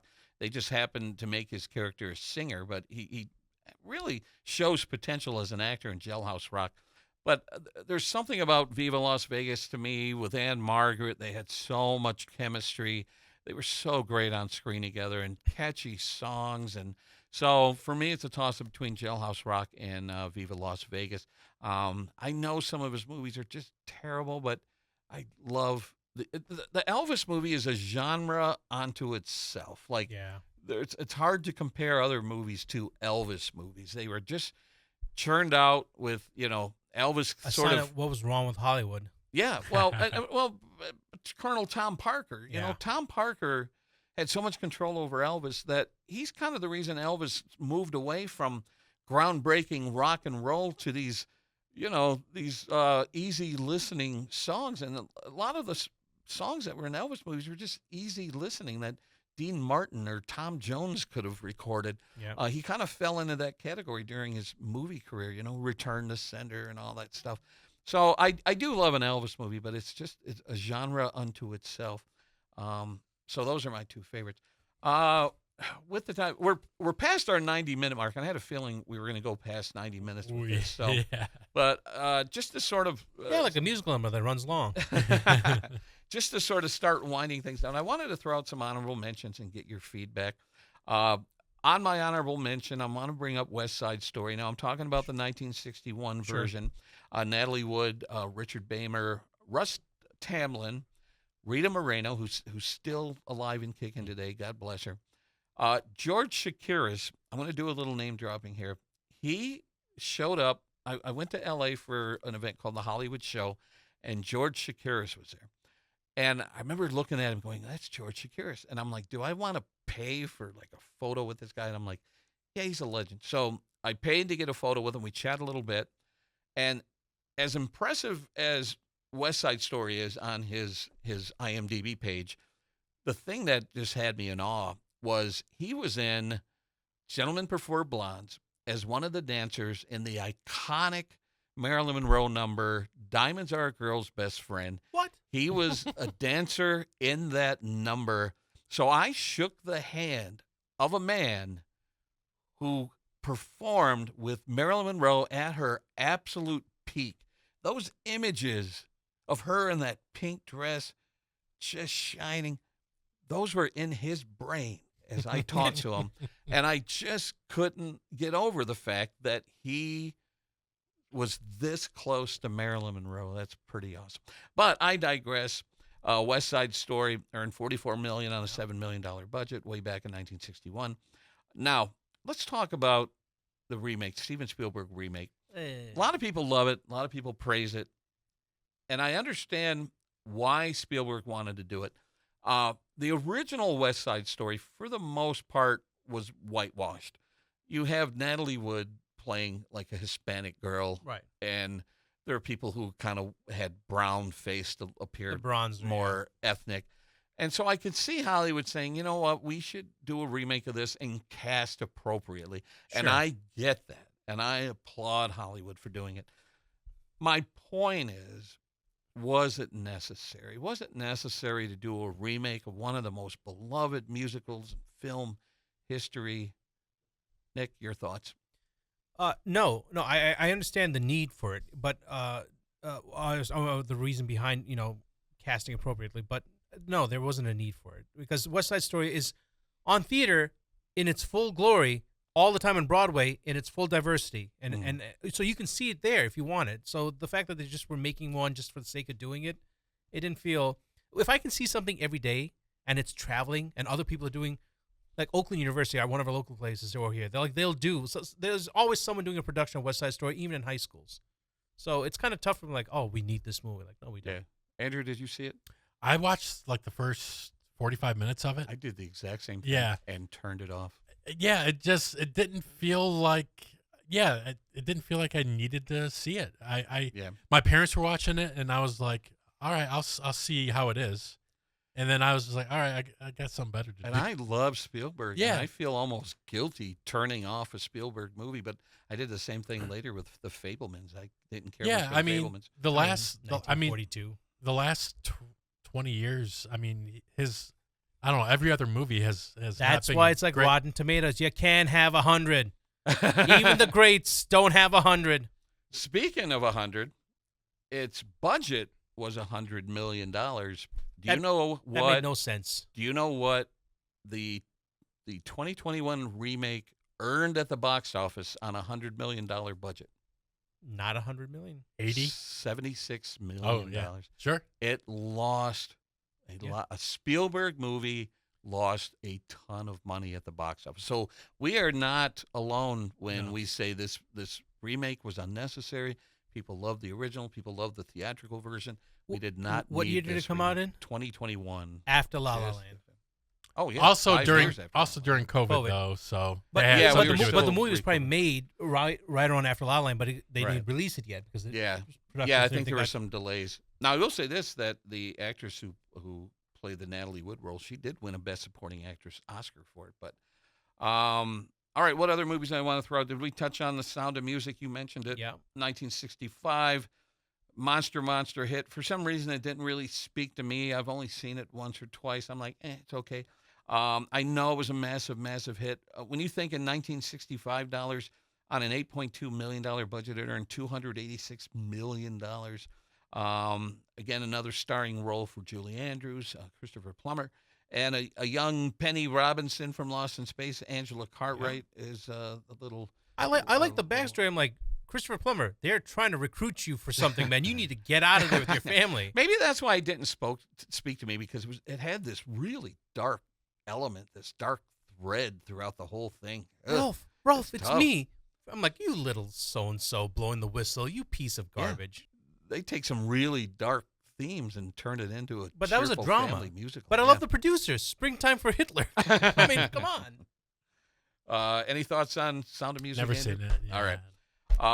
Guys and Dolls, 1955. Love Guys and Dolls. It was one of the first classic movie musicals that I saw that I'm like, hey, I think I like movie musicals.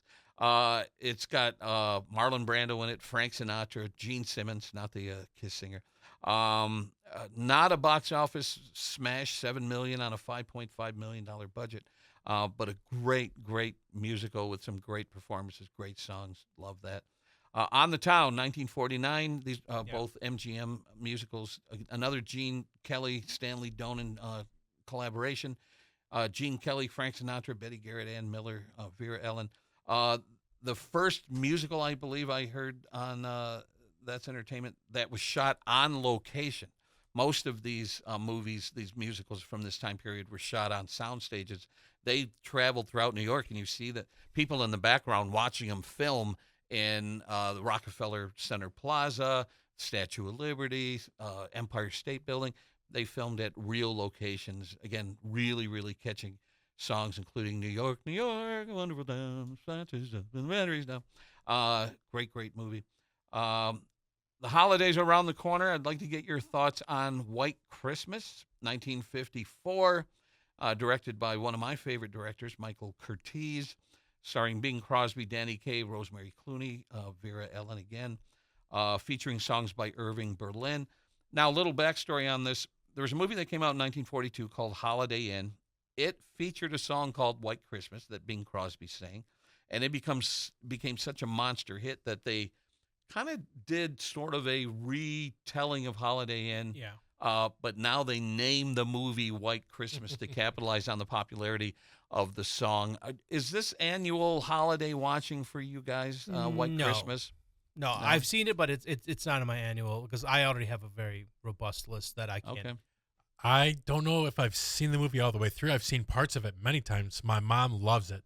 Yeah. I know women who there's a number in their sister. Yeah, there are yeah. women who are like, oh my God, that's me and my sister. My mom, women love this movie. I hear my mom singing that all the time, even when it's not Christmas. Last year, her and my sister went and saw it. They replayed it at the MJR in Waterford. So they love that movie. Yeah. What's weird is there's a large stretch of that film that doesn't refer to Christmas at all. It's like the beginning and end. The bulk of the movie does not refer to Christmas. So it's a Christmas movie barely. Maybe a little more so than Die Hard. And let's see. We touched earlier on Les Mis, the 2012 version. Like I said, Russell Crowe almost tanked the movie, but Anne Hathaway, I thought, saved the movie. She won an Oscar for her performance, and she sang live on the set. And I guess that's when I realized she had this remarkable singing voice.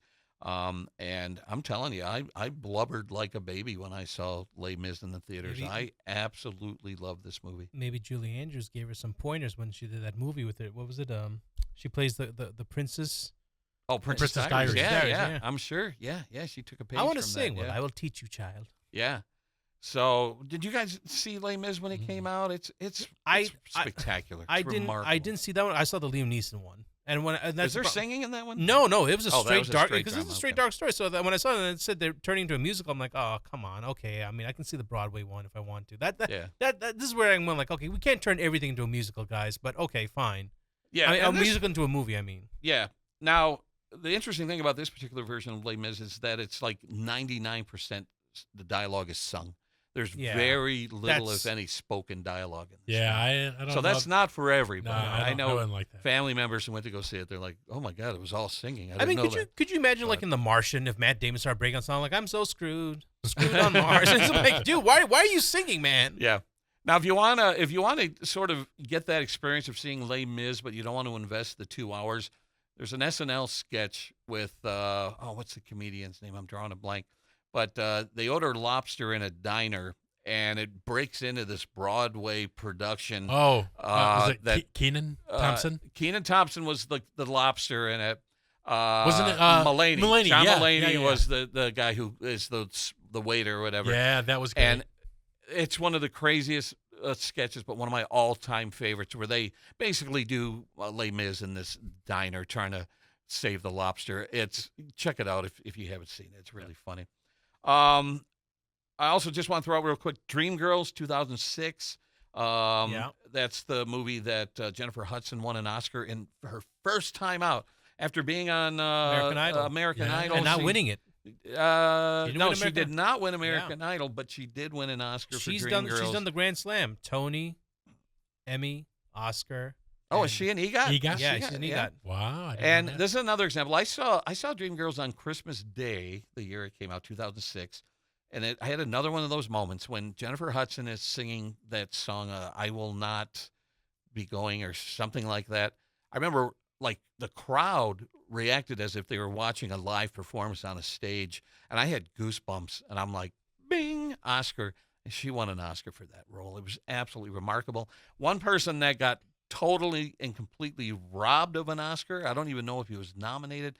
Eddie Murphy was Yeah. absolutely brilliant in Dreamgirls, and that should have been his chance to be one of those. He got nominated, I think. Did he get I nominated? think he got nominated. That was his opportunity for Hollywood to reward his contributions to film, Yeah. and he didn't, and it was heartbreaking. And then I think he was nominated again a few years later for the Netflix movie that he did. What was it? Yeah, I know what you're talking about. I forget what it was, but one of these days we're going to see Eddie Murphy win an Oscar. We'll see. And then I just wanted to kind of wrap up by talking about That's Entertainment, the documentary that came out in 1974, produced by MGM. They brought back a lot of their aging stars that filmed in various locations on the MGM lot, and it's dilapidated, it's falling apart, and this was mere months before the back lot got bulldozed and developed, so paint's peeling, things are falling over. Yeah, that was a And, strange addition. Yeah, and the actors talk about, this train set here appeared in many, many MGM musicals, and here it is with the paint peeling, and it doesn't exist anymore. It's a subdivision now. So it's a really amazing time capsule of that time period where musicals were dead. So MGM decides they were going to celebrate their 50th anniversary by releasing this film, looking back on the glory days from the earliest MGM musicals to the later ones, and it was a surprise hit. Think about this: in mid 70s, people are cynical. Disco's right around the corner, and people went to the theater to look back on the history of MGM musicals, and it takes the best of the best moments where Fred Astaire dances on the ceiling in My Royal Wedding, Singing in the Rain, Over the Rainbow. They take all of the greatest numbers and you watch them all in one sitting, and it was a big, big hit. And so it spawned 2 sequels called That's Entertainment, and then there was another film inspired by it called That's Dancing. But if you just want a quick history lesson on musicals, specifically MGM musicals, I think the sequels looked at other musicals outside of MGM. But it's like must-watch viewing. Yeah. It's really fantastic. If you haven't seen it, it's worth the watch. It's hard not to tap your feet when you're watching these numbers. It's really incredible, and it makes you long for the glory days. I'm surprised we haven't mentioned any of the Rat Pack in their movies. Yeah, well, Because what did they? Sinatra did a lot of musicals. I mentioned him in Guys and Dolls and New York on the Town. Sinatra, he sang some songs in like some of his Martin and Lewis films, but I think the Rat Pack, they did like Robin and the Seven Hoods. They didn't sing in Ocean's 11. They may have sung in another film, but it's just, you find them like, oh, you guys didn't want to capitalize on that, but you'd run Elvis into the ground. That's right. Yeah. Now there's, I was watching a Martin Lewis movie recently where they were nightclub entertainers, and so Dean Martin sang a couple of songs that were sort of forgettable. But yeah, I think they're looked more as like comedy teams. Sinatra's the one. He paired up with Gene Kelly and kept pace with Gene Kelly. He's chairman of the board for a reason. Oh, he really held his own, and he was really great in a lot of those MGM musicals. But yeah, so that's pretty much all I got. One I wanted to throw out. It's kind of a guilty pleasure. Have you guys ever seen Bye Bye Birdie with Anne Margaret? No. It's such a silly movie where an Elvis type star is getting drafted, and so the record company wants to have a contest where you can give him one last kiss before he gets shipped overseas. And it's got Anne Margaret in it, and Paul Lynde is in it, and Dick Van Dyke. And Dick Van Dyke was resentful that he quickly realized as they were filming the movie that it was an Anne Margaret movie, not a Dick Van Dyke movie, even though he had played it on stage, and his character was kind of a central character in the stage play. But when they landed Anne Margaret, they like expanded her role, and he was like pissed, like, oh, I didn't realize I signed up for an Anne Margaret movie. But if there's one moment you want to watch on YouTube, look up the song Honestly Sincere.